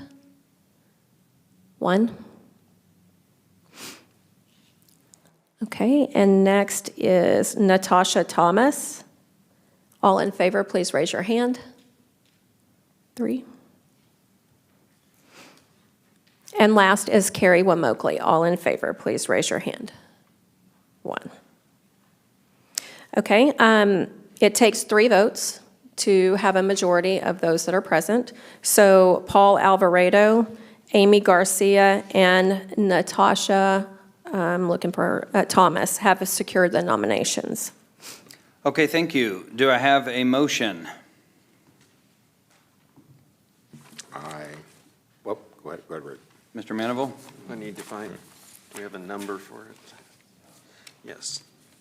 I would like to make a motion that we pass resolution NR 2026055, appointing Paul Alvarado, Amy Garcia, and Natasha Thomas to the Planning and Zoning Commission. Okay, I second that motion. Any discussion? Okay, seeing none, please vote. Motion passes 4-0. Congratulations to our new members of the Planning and Zoning Commission. All right, next agenda item, please, Ms. Vicky. Next, we'll be taking any necessary action on appointing 4 members to the FATE MDD board. And so same process for this one, accept nominations. You can recess into executive session if needed, vote on nominations in alphabetical order, and then consider action on Resolution R 2026-056. Okay, so we will open up nominations. Do I have any nominations? Mr. Manival. I would like to nominate Zachary Timko. Okay, I would like to nominate Mr. Eric Wilson. I'd like to nominate Isaac, and please forgive me if I mispronounce your name. Is it Okir? Akiri, there you go. My apologies. And I'd also like to nominate Mr. Bob Chambers. Ms. Raines? Michelle Dominique and Erica Johnson.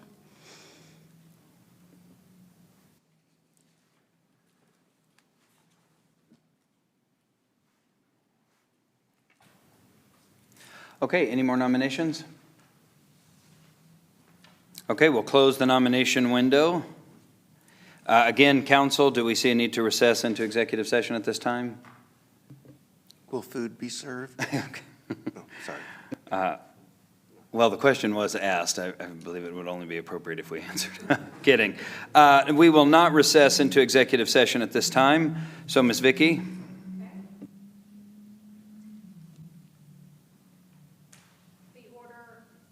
The order in which you will vote will be Bob Chambers, Michelle Dominique, Eric Johnson, Isaac Okiri, Zachary Timko, and Eric Wilson. And I said Eric Johnson, but are there 2 Erics? Let me just look at my list real quick. Yes. Well, there's Erica and Eric. Erica Johnson and Eric Wilson. Okay, Erica Johnson was who was nominated, I'm sorry, right? Both, okay, perfect. Ayrika, gotcha. Can you run through that list one more time, please? Yes, Zach, first you will vote for Bob Chambers, then Michelle Dominique, and then Erica Johnson, Isaac O'Keery, Zachary Timko, and Eric Wilson. All right, and so, reminder, we have 4 vacancies, so you get to vote 4 times. And if y'all are ready, I'm ready. Council ready? Okay, all in favor of Bob Chambers, please raise your hand. 4. All in favor of Michelle Dominique, please raise your hand. 1.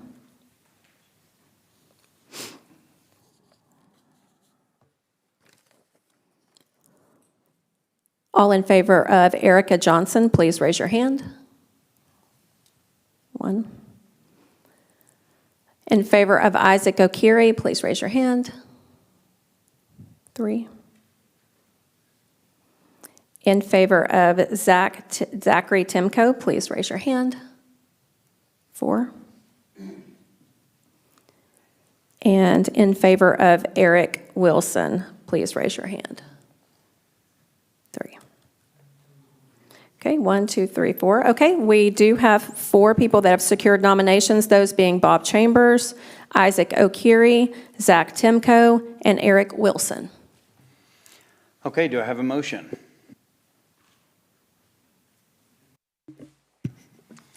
I'll make the motion that we, let's see, where am I at? Where's the number? Oh, there we go. Pass resolution R2026-056, confirming Bob Chambers, Isaac O'Keery, and Zachary Timko, and Eric Wilson. Okay, do I have a second? I second that. Okay, I have a motion and a second. Any further discussion? All right, seeing none, please vote.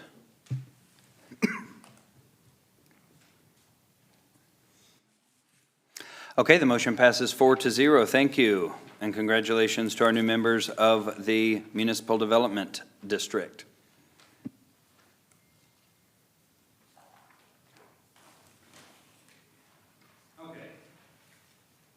Agenda item, please, Ms. Vicky. Okay, next we will move to considering appointing 4 members to the Parks and Recreation Advisory Board. Accept nominations, vote on nominations in alphabetical order, and then consider Resolution R 2026-057. Okay, Mr. Manival will accept nominations. I would like to nominate Michelle Dominique. Mr. Hatley? I'd like to nominate Erica Johnson. Okay, I would like to nominate Aaron Kirkpatrick and Jeffrey Nelson. Ms. Raines? I would like to nominate Ryan Strobel and Jody House.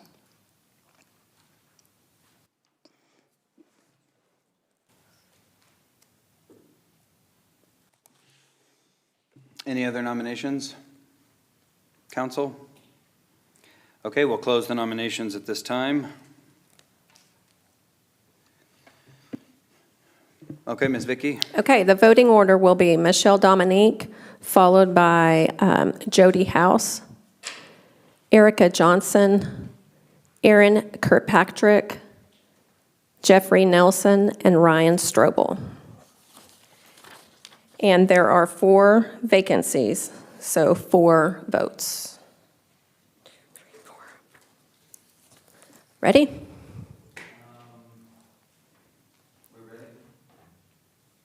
Okay. Okay. All in favor of Michelle Dominique? 4. Perfect. Jody House, if all in favor of Jody House? 1. All in favor of Erica Johnson?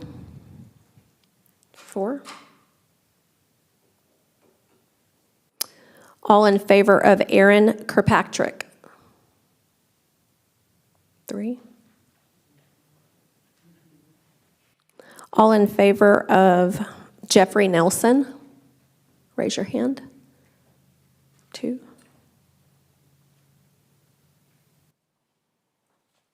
Okay, and then all in favor of Ryan Strobel? 1. Okay, 1, 2, 3. Okay, we secured nominations for 3. So Michelle Dominique, Erica Johnson,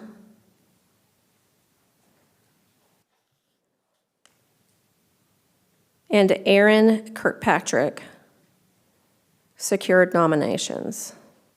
So we will do a second round of vote on the remaining. So that would be all those in favor of Jody House, raise your hand. 1. Okay, all those in favor of Jeffrey Nelson, raise your hand. 3. And all those in favor of Ryan Strobel, raise your hand. 0. Okay. So Jeffrey Nelson has secured the appointment.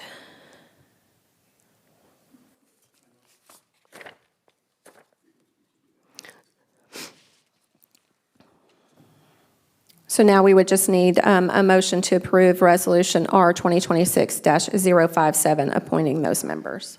Do I have a motion? I'll make the motion that we pass resolution number R2026-057, appointing Michelle Dominique, Erica Johnson, Aaron Kirkpatrick, and Jeffrey Nelson to the Parks and Recreation Board. Do I have a second? I second the motion. Okay, I have a motion and a second. Any more discussion? All right, seeing none, please vote. Motion passes 4-0. Congratulations to our new members of the Parks and Recreation Advisory Board. All right, next agenda item, please. Okay, next we move to number 4, which is to appoint 2 members and 1 alternate member to the Zoning Board of Adjustment. So accept nominations, recess into executive session if needed, and then consider and take action on Resolution R 2026-058.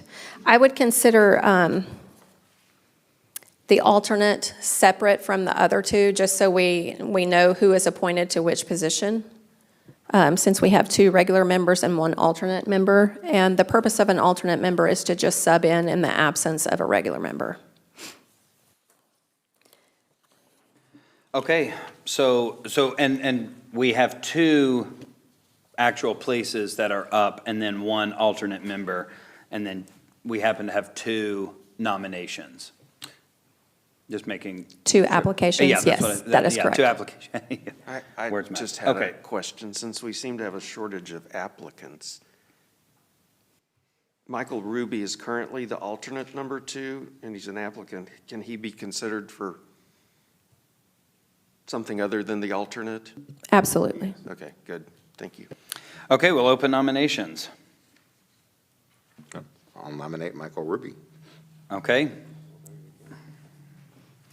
Ms. Raines? I'll nominate Eric Wilson.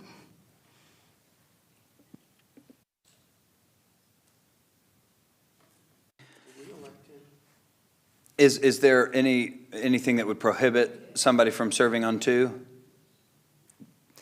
Serving on 2 boards at the So same time? Eric Wilson was just put on the MDD. Right, yeah, correct. They don't need to serve on 2 boards. Okay, scratch that. Then I'll nominate Autumn Lubinsky.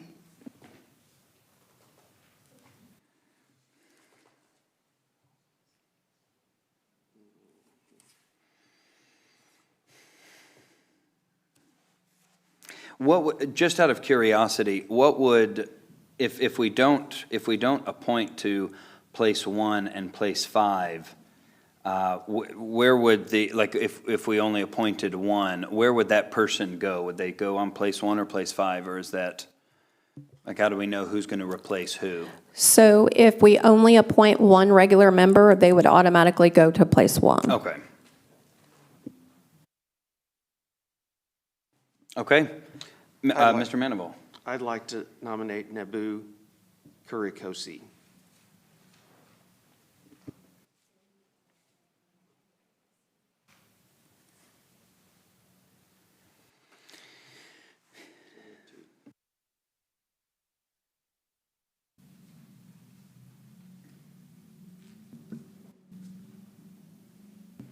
Okay, Mr. Hatley. Oh, sorry. Okay. All right, we'll close the nominations. Council, at this time, any need to recess into executive session? Saying none, we will not recess. All right, Ms. Vicky. Okay, so the order in which we will vote is Nebu Kurikosi, Autumn Lebinsky, and Michael Ruby. So all those in favor of Nebu Kurikosi, please raise your hand. Okay, 3. All those in favor of Autumn Lebinsky? 1. And all those in favor of Michael Ruby? 4. Okay, so Nebu Kurikosi and Michael Ruby secured nominations. Okay, do I have a motion?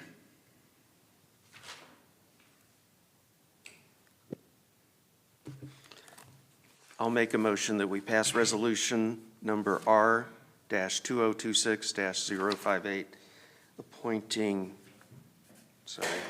Nebu Kurikosi and Michael Ruby to the Zoning Board of Adjustment.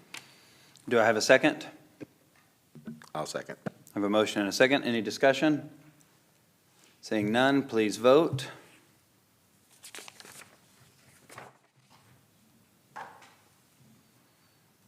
Motion passes 4-0. Thank you. Next agenda item, please, Ms. Vicky. Okay, just for the record, that alternate place will remain vacant. Okay, just so that everyone knows. So those were appointments for place 1 and place 5, so the alternate will remain vacant. We also just appointed Timko to MDD, so he'll have to vacate ZBA, will he not? Yes, you cannot serve two at the Right. same time. So his place will be vacant and the alternate That is place will be correct. vacant. That is correct.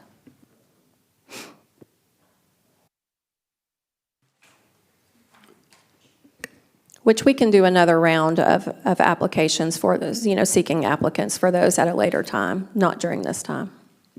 Okay, perfect. And as you know, the ZBA only meets on an as-needed basis. It's not a monthly board. Okay, so next agenda item, please. Next, we will move to agenda item number 5, which is appointing 2 members to the Capital Impact Advisory Committee. And that is accept nominations, vote on nominations, and then take any action on resolution number R 2026-059. The agenda left the 9 off, but it is actually 059. Okay, and Ms. Vicky, just to clarify, in the supplemental material we were given, it says there are 2 openings on the CIAC due to expiring terms. The following members' term expire July 2027. Should that say July 2026? Excuse me, it should, yes. Okay, just making sure. Okay, we will accept nominations.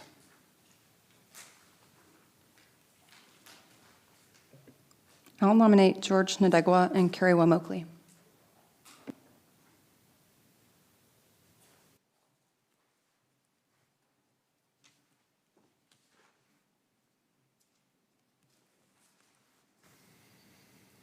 Okay, any more, let's see, I'll nominate Gina Talkington.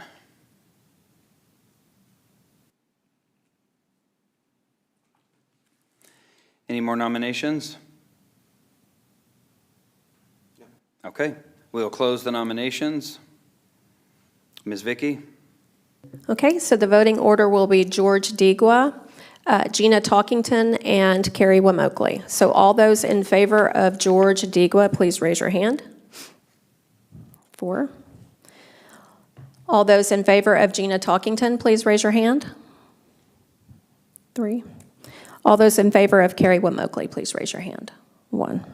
Okay, so George Digwa and Gina Talkington secured those nominations. Okay, do I have a motion?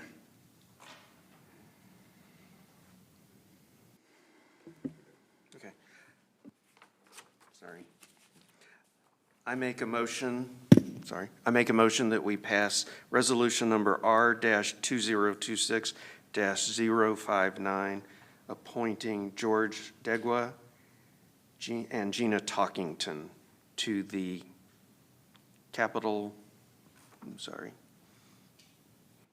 where is the name? Capital Impact Advisory CIAC. Committee. Yes. All right, I'll second that motion. Any discussion, council? Seeing none, please vote. Motion passes 4-0. Thank you. Oh, and I guess I forgot to congratulate the people from the last one. Congratulations to the new members of the Capital Impact Advisory Committee. And the Zoning Board of Adjustments. Yes, and the Zoning Board of Adjustments. Thank you. All right, Ms. Vicky, next agenda item, please. Next is agenda item 6C, discussion item regarding possible changes to the downtown parking ordinance. Ashley Martin is going to lead this presentation. Tonight, I know it's posted this way in the agenda too. This is just for discussion. We're not asking you to vote on the ordinance tonight.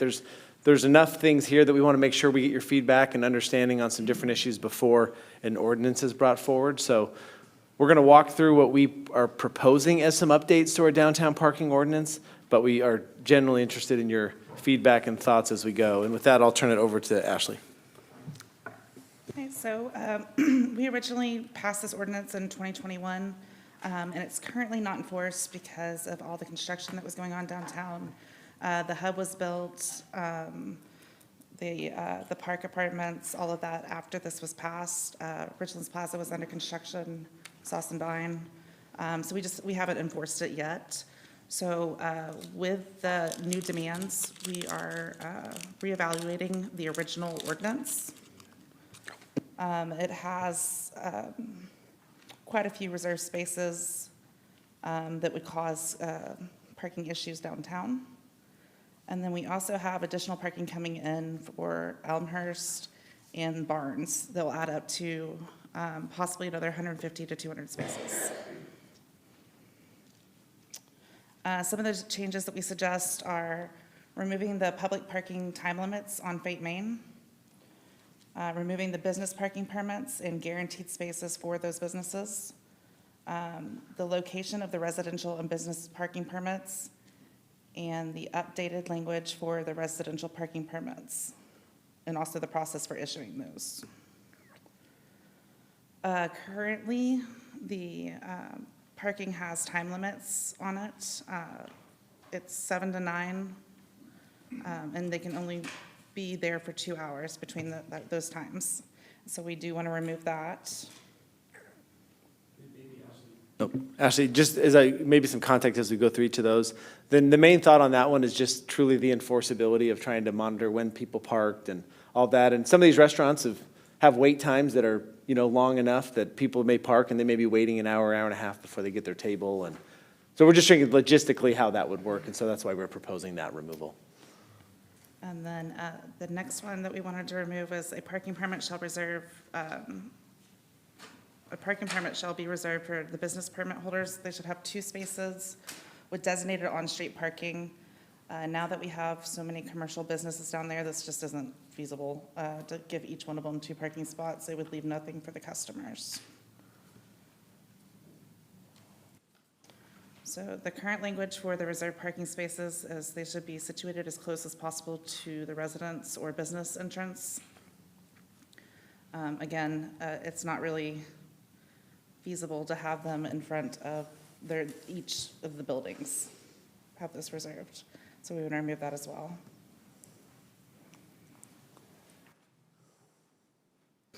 So right now, it shows a parking permit shall reserve resident permit holders one parking space in a designated on-street parking in close proximity to the residents, and we want to change that to 23 permitted residential parking spaces shall be reserved on Old Town Road. And we have a map coming up that will show where that's going to be. We are working through the permit process right now, how that would look.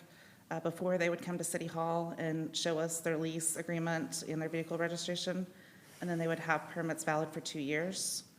Right now, we are talking with the property management companies, maybe have them pass out the permits and then give us the information. And then also the parking enforcement, we're looking at towing, because we really don't have the staff to write tickets and keep an eye on it all the time. So we talked with a local towing company, and they can put up signage, and they would manage the towing for us. We would give the passes out, they would manage enforcing everything.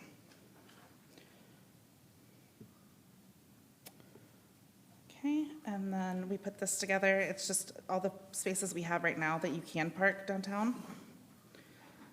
There's a total of 428 spaces. They included the food hall, community center, Fate Station Park, Richlands Plaza, and then all of the ones, of course, in the downtown area.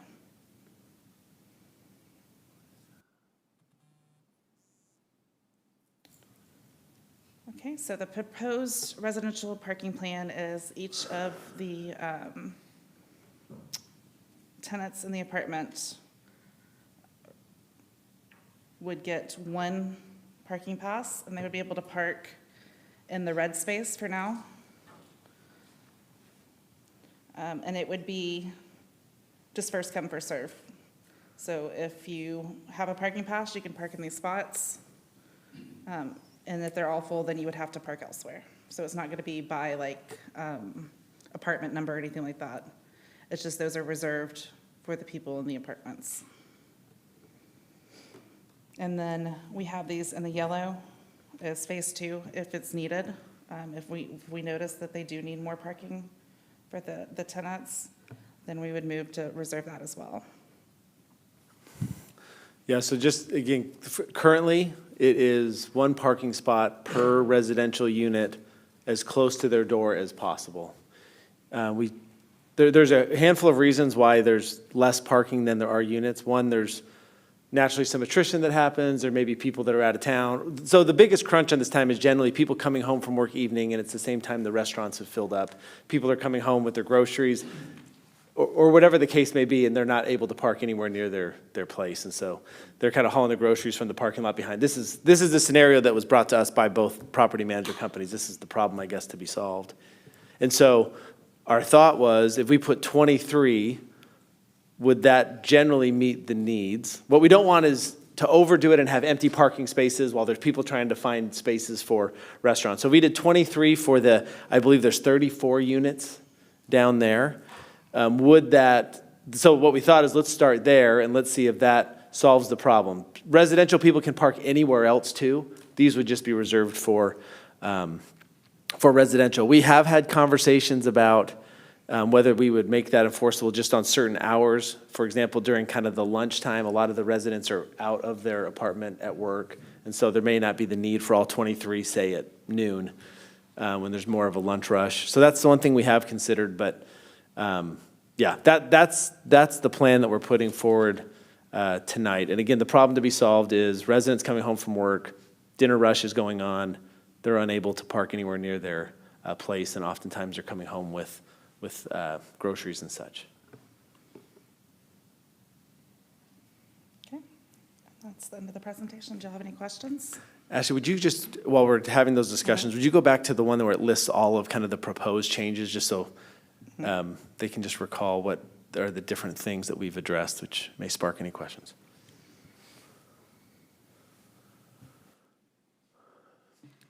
So yeah, if there's any concerns so what the next step would be for us to bring an ordinance kind of based on this conversation with proposed changes. Any thoughts, Mr. Hatley? I was going to ask, how much handicap parking is there going to be? There are 2 spaces in that line, just that are already there. Yeah, I know there are 2, but that's usually, I hear a lot of complaints that they're always full. And Well, yeah, so I think with the new parking that they added on the sides, that we wouldn't be missing any of the handicap spots. It would just be, it would still be reserved in that spot Is there for any people that chance- lived in those units. in some of these extra spaces that we could have some handicap spots kind of close? Is there any chance to I hold think- on to that? We'd have to look at that. I think that would be an overall reduction because it wouldn't be 1 for 1, because I think there's additional spacing needed next to a handicap parking space, so we'd have to take out some additional parking. We do, again, we're not calling for any reduction in handicap parking, just so you, with this. But we're not calling for any addition, other than as we add on new parking spaces, there would be, of course, that ratio, whatever that ratio is kept. Okay, thank you. Yep. I think you said there was 34 units, residential units? That is my understanding. 36. 36, sorry, 36. So 23 spaces to 36 units. So that's not even 1 per unit. Correct. Is So. that reasonable? Yeah, well, we have space to add more. So if those fill up and this continues to be an issue, the thought was, there's a specific crunch time, and that's kind of like the dinner rush. Somebody's coming home from 5:30 at work. But not all units are coming home at that same time, and some of them are leaving at that same time. And so it's just always trying to find this balance of, we don't want a bunch of unused parking that's reserved for residential, and people are out of town for the weekend, or of the 36 units, say 3 of them are vacant and 10 of them are, we're just trying to find that balance. So we've identified where we would grow into, but We want to see how it works. we want to kind of see how that works. So currently, the current ordinance is 1 for 1, as close to the door as possible. We think that would be challenging. It would result in peak times, empty spaces. So we have proposed a reduction, still close to, right in between both residential spaces. And as Ashley kind of showed in that map, if you wouldn't mind just going back to that, just next to those, just south, we would quickly be able to add 11, which just gets us to 34, which is, of course, below the 36, but we're quite confident that at any given time, there's going to be a couple people that Not all there at once. that are just not there at that same time. That's the rationale. And it's important to note, while this ordinance was already approved, it hasn't been enforced, so this would still be an improvement for those that reside there. Yes. Absolutely. Yeah, it's a good call out. Any other comments, discussion? Mr. Manival? Currently, is there any place that's marked residential only? Okay, so this is This, yeah, an this would be the improvement. first part. Yeah. Okay. And maybe just for those watching, because I know parking downtown, as Ryan pulled up the word cloud with entertainment just above it, downtown parking was one of the other listed ones. We do have in the proposed budget that'll be before you, design money to design the Elmhurst, which is the next road south in downtown, kind of the next block, which would incorporate a significant amount of on-street parking. And then, as you know, in the bond with the park that will start construction in a couple months, there's another 50 or so spaces being added on that Barnes parking lot. So that's where we get to this 150 to 200 spaces that'll come online in the next, one of them in the next year, the Barnes parking lot, the other one in the next 2 to 3 years based on budget and development. Okay. Any other comments? Okay, thank you. Perfect. So we'll bring that ordinance forward in an August council meeting. That's perfect. All right, Ms. Vicky, next agenda item, please. Next is Agenda Item 7, Mayor, Council, and City Manager Reports. All right, Ms. Raines. Okay, I just wanted to say that my family and I enjoyed our time at the 4th of July parade. That was a lot of fun. I hope everybody had a great holiday. And enjoy the rest of your July, since we will be back in August. Mr. Manival. I'm going to repeat some of what Ashley said. We had a great time on the 4th. I think our float was well received. I hadn't been to the Rockwall Parade, haven't lived in Rockwall that long, and we could tell by the way we were received, there were a lot of Fate residents that were along the parade route, and they were glad to see us. So, and it was well, I rode on the float, and I enjoyed seeing Andrew and Ashley's kids on there having a good time. So I knew we did the right thing. It was fun. Thank you. Mr. Hatley. I wanted to thank everybody who took the time to decorate the float. I know Martha I'm getting old, Michael. Help me out with the, Yvonne. Yvonne, there we go. Okay, there we go, Yvonne. They did an incredible job on no money. I wish I had them back in my low-budget filmmaking days. We used to make movies for what I used to call a corned beef sandwich. And they looked like they were budgeted for that too, but they did an incredible job on that. I'd like to thank everybody who participated on that. I know Rick was there, I was there, Andrew and his family was there, Ashley and her husband were there, Martha was, of course, there on there, and dressed as the Statue of Liberty. Chris had the flag up, and I mean, did an incredible job. That's quite a feat. Yeah, I think the tallest flying flag Holding in that the thing parade. up for Yeah. a mile and a half is not an easy task. So that was pretty incredible. So everybody that participated, thank you all very much. You made it a wonderful event, and I think it's like I said, I posted the little clip from Blue Ribbon News. I was very, very proud to be able to just have a tiny little part in that. So, but thank you to everybody. Well, I'll echo that sentiment as well. It was phenomenal. I think it was great. I'm hoping that this now counts as a tradition and continues year after year. I wish Martha was here to hear us all say that she put it together. It was very well done. The city staff, I'm drawing a blank on the gentleman's name who drove us. Randy, yes. Thank you to him for driving us, and it really was an awesome celebration, but even more so than just our float, just really getting to celebrate and see how many people in our community love our great country, loved celebrating Independence Day, and so it's fitting, I think, that we're getting to meet here and do the things that our founders probably somewhat envisioned that we would do, but never envisioned that it would be this cool, and getting to live in a community, looking at what we're bringing in, all that sort of thing. So may the next 250 years be just as great as the last 250. And so that's all I've got. Mr. Kovacs. Yes, sir. Just a few meeting reminders. I do want to say thanks to the parade for the riders and the walkers and the driver, Randy, and especially also the decorators, all the decorator folks that were in the heat decorating. The Parks Board will meet tomorrow, 6 p.m. right here. And the MDD, I believe the MDD is going to be canceled for July, no action items. Wednesday, the July 15th, we have some county consortiums. We'll do some research and see which ones are going. And then the 720, thank you, Mr. Mayor, the 720 council meeting, we've canceled that. So we've got the budget moving to delivery on the 3rd. The first meeting will be the 10th. And then the only other items were going to be like PID, service and assessment plans. Those are going to the 3rd of August. So we can have the last meeting in July off. Thank you, sir. All right. Thank you. Ms. Vicky? Yes, sir. Next, we'll move to Agenda Item 8, Executive Session in accordance with Texas Government Code, Section 551.001. The City Council will recess into executive session closed meeting to discuss the following. A, in accordance with Texas Government Code, Section 551.071, consultation with attorney. Number 1, discussion of May 4th, 2026 ethics complaint filed by Darcy Gilden against Cody Chin and investigative report regarding the same.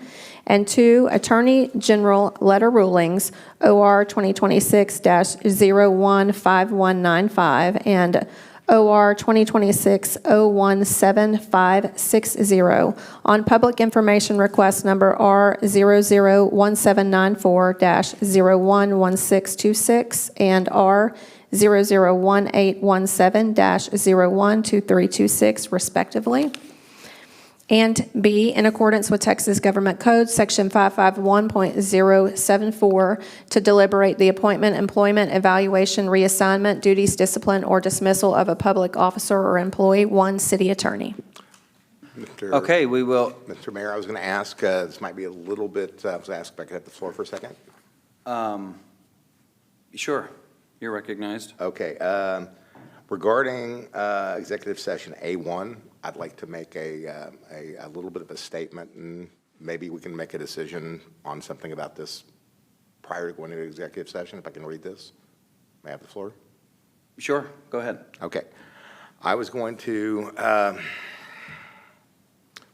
we do not know the results of what's going on in executive session. None of us have actually seen these, but I do have a concern about the whole process that we've done on these code of ethics. I'm not going, since obviously none of us have seen what we're likely to see in there on a result of a report in any which way, shape, form, or fashion, and I'm not going to make a determination on whether or not I believe Ms. Chen has behaved well or appropriately, but here's my concern.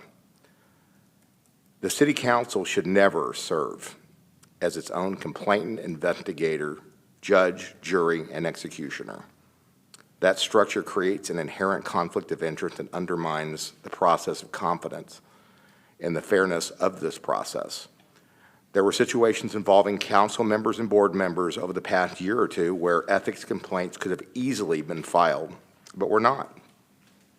That's not the issue. The issue is the current process itself is fundamentally flawed and should be scrapped and completely rewritten. Equally troubling is that the current process lacks many of the basic due process protections commonly associated with the 14th Amendment. Those protections include notice of specific allegations and the presentation of evidence, a meaningful opportunity to be heard before an impartial decision maker, an unbiased tribunal free of conflict of interest, the opportunity to confront and question witnesses whose testimony is relied upon, the ability to present evidence and call witnesses in one's own defense, a decision based solely on evidence presented, fundamental fairness throughout the proceedings. The city has attempted to address concerns by hiring an independent investigator. However, simply hiring an outside investigator does not automatically make the process independent. An investigator is only as independent as the information they receive. If the investigator relies primarily on information, documents, or summaries provided by the city attorney or the city staff, and those materials are incomplete, inaccurate, or omit relevant facts, then the investigator's conclusion may also be affected. A truly independent process should ensure the investigator has a direct access to all relative evidence, hears from all sides equally, and is not dependent upon a single source of information. Any ethics process must remove the possibility or even the appearance of revenge, retaliation, or retribution. No council member should be allowed to act simultaneously as the complainant, investigator, witness, juror, and decision maker in the same manner. Allowing those roles to overlap creates a process that is vulnerable to abuse and is inconsistent with the principles of fundamental fairness. The public deserves an ethics system that is independent, impartial, transparent, and focused on finding the truth, not one that permits council members to prosecute and judge one another. If we truly want accountability, then we must first ensure the process itself is fair. On a quick closing note, this complaint was not filed by a current or a former member of a city council. It was filed by a concerned citizen. This request that I'm about ready to make should not be interpreted as a reflection on that complainant or any individual involved in this matter. Rather, it is an indictment of the code of ethics process itself. The system as it currently exists is fundamentally flawed because it fails to provide independence, the impartiality, and the procedural safeguards that the public has a right to expect.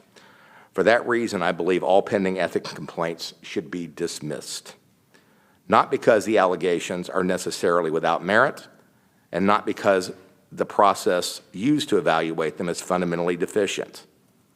The city should then undertake a comprehensive review and a rewrite of the Code of Ethics, creating a system that is fair to complainants, fair to respondents, and worthy of the public's confidence. Only after those reforms are complete should new ethics complaints be considered under the process that ensures transparency and independence and fundamental fairness for everybody involved. I think we should make a motion out here independently of executive session before hearing from the independent investigator, regardless of what their conclusion is. And I'm going to make a motion that we dismiss it. Okay, to be clear, to dismiss the ethics complaint, To dismiss just the- outright, right now? Outright. My reasoning is the system is the problem. I'm not saying that the Well, person. hold on, let me just do this. So Okay. are you officially making that motion? Yes, sir. I Okay. am. I will second it, and so now, just to show we're in line, now we can discuss. Ms. Raines? I'm Ms. not Raines? going to disagree that I think that there should be an overhaul. The system does need to be more clearly outlined. But we've already spent the time and the resources getting to this point. I think that we should see what the investigator had to say. I don't think we just dismiss it on face value. Otherwise, we should have done that before we proceeded with these next steps. We've got resources invested, and I, for one, actually put weight in the opinion of an outside legal counsel. Mr. Hatley? I was just going to state that precisely the reason that we've spent so much money on this and literally gotten absolutely, in my opinion, nothing out of this other than council throwing spears at each other and slinging arrows. And that unfortunately is the problem with a non-independent investigator. And I'm sorry, they may have been hired outside, but probably gonna get in a little bit of trouble for saying this, but one of them actually left in the middle of the hearing because of the fairness issue, and I will leave it at that. Mr. Manival? I will, first, to be clear and transparent, I voted in favor of proceeding with this investigation. I did not know what Mark was going to say tonight, but I have entered this chamber for weeks, months, hoping, looking for ways out of the morass that we continuously find ourselves in, and it's just been, it's something I don't want to see go on. And I know I voted for it, but I myself would be willing to drop this at this point. It just seems like we're chasing and chasing and chasing things that don't accomplish anything. And we're close to it, and we may be anxious. I think I might personally be anxious to find out, but at some point, my desire to know is outweighed by moving out of this mess.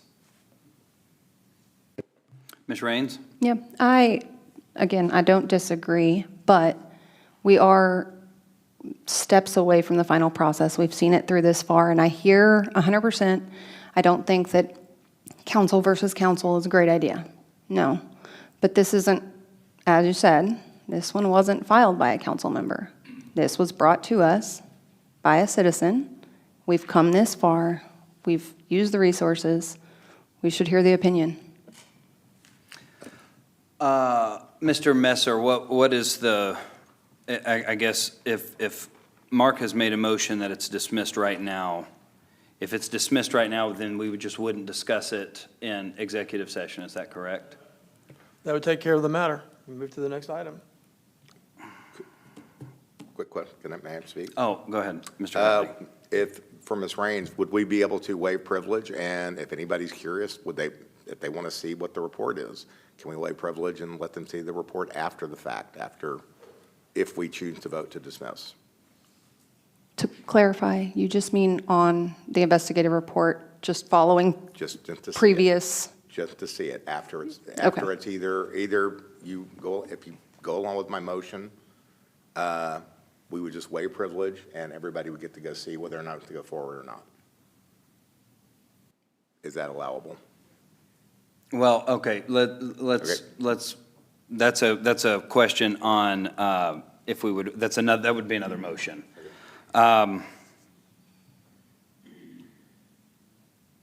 While we have spent a considerable amount of time and money on this, I will say, Ms. Raines, that line of thinking is a sunk cost fallacy.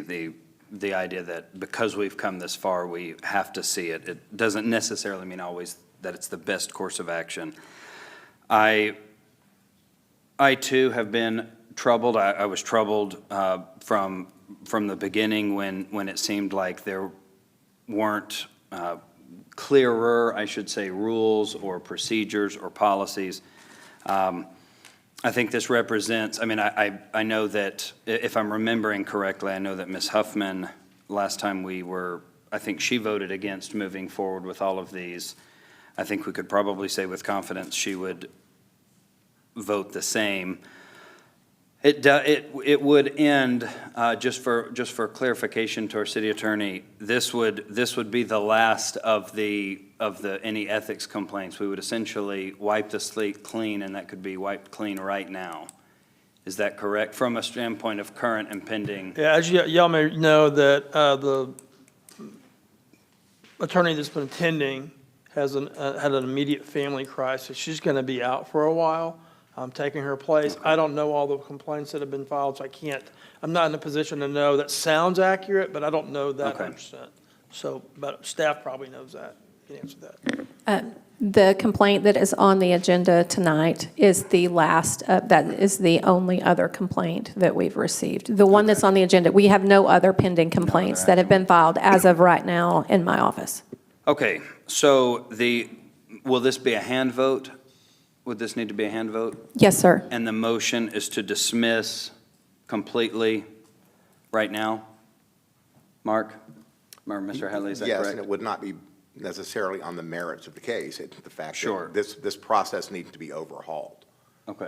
It is, I'm sorry, So I'm just making sure that everybody up here and everybody who's with us tonight understands that a vote to dismiss would end this process of this particular ethics complaint, and as we have none moving forward, it would, I think you said something like wipe the slate clean, and then if we wanted to put an agenda item on for the August meeting, we could certainly do that, to talk about the process itself.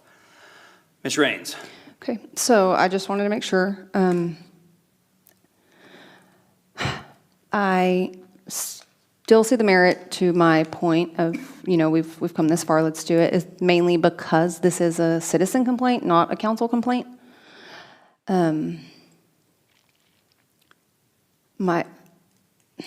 I were the citizen that filed the complaint, if I genuinely felt like there was ethics violations and concerns, I would not be a fan of council voting to dismiss right now on principle. I understand that it's not been a good dynamic and that it really did contribute to some of the contention on council. I won't dispute that.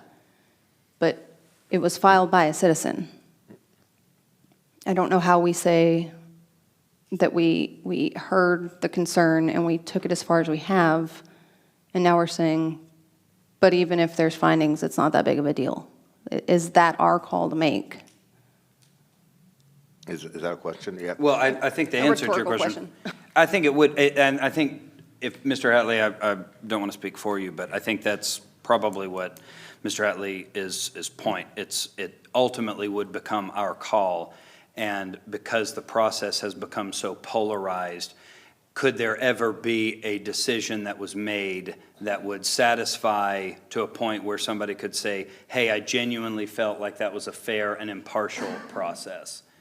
And so I would imagine you're saying that regardless of what the outcome would be, it could have problems. And so if we want to actually stop those problems eventually, if we want to use the expression, you want to stop the bleeding, it's going to have to take an action like this. I'm not slapping the citizen that made the complaint at all, at all. It can be a perfectly valid complaint, absolutely perfectly valid. However, it's the process that I question. It's counsel, judging counsel on this is the complaint. Honestly, the citizen complaints I consider have more validity than the council complaints. It's not slapping the citizen at all.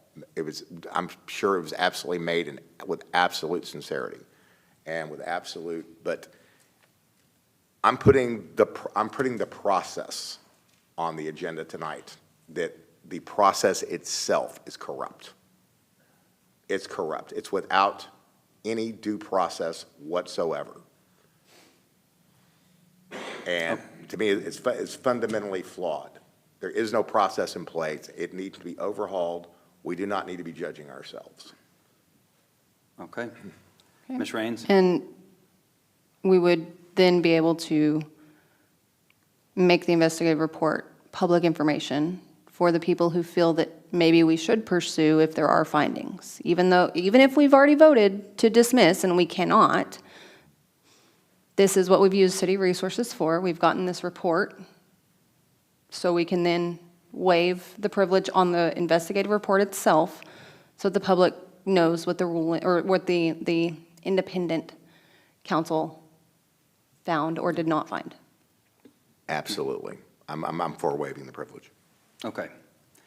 Any other discussion before we vote? I seconded. That's why we had the conversation. Okay. Seeing as there's no more discussion, all those in favor of Mr. Hatley's motion to dismiss completely the ethics complaint filed by Darcy Gilden against Cody Chin and investigative report regarding the same, please indicate by raising your hand. All right, the motion passes unanimously 4-0. Okay. Do you want to, I guess since we're still talking about this, I just want to make sure, Mr. Messer, that since we technically talked about recessing into, can we make that now before we go in? Would that be in order? Okay, I just want to make sure. Go ahead. We were in open session. He made a statement in open session. Okay. Before we recessed. Okay, perfect. Yeah, he made that motion in open session. The statement was made in open session, so we haven't recessed into executive session yet. So you might want to read it again and say the time out of abundance of caution. Okay, well, before we do that, Ms. Raines? Yeah, so now would be the time to make the motion to, okay.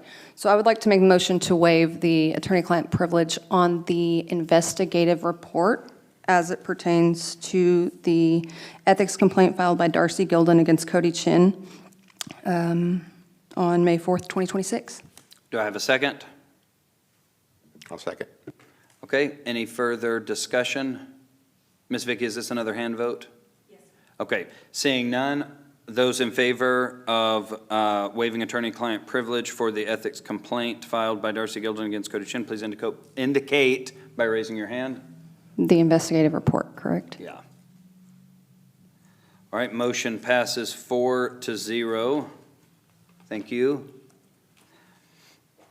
Okay, so Ms. Vicky, would you do us a favor and just read the A2 and then B1 just for safety reasons? Sure. So now we will recess into executive session, closed meeting, under section 551.071, to receive legal advice from the city attorney on 8A2, Attorney General letters rulings as read aloud earlier, if you're fine with me prefacing that,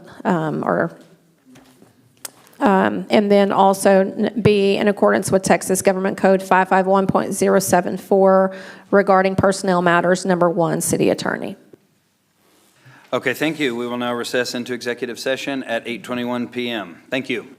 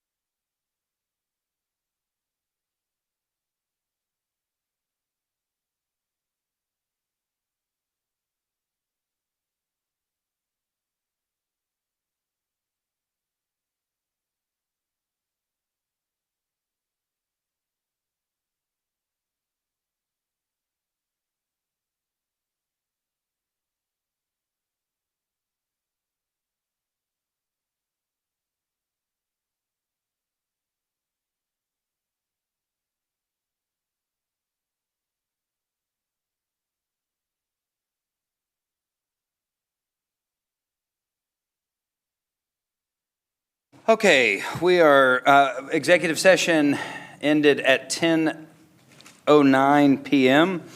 We will reconvene back into regular session now at 10:11.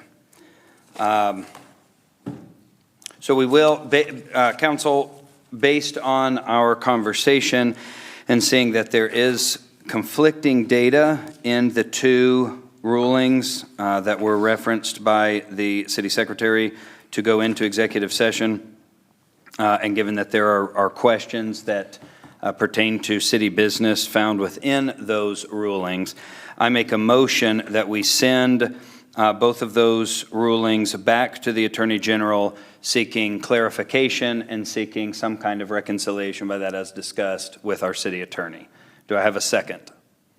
I'll second. Okay, I have a motion and a second. Any discussion? Real quick, that will include sending the obituary, letting us know that the officer had passed away 2 months before the Attorney General's thing was.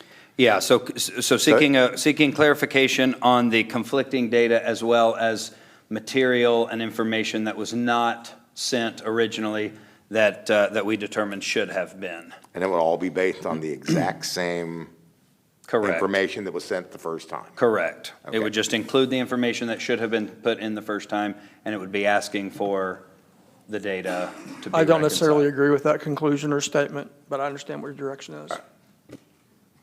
What specifically?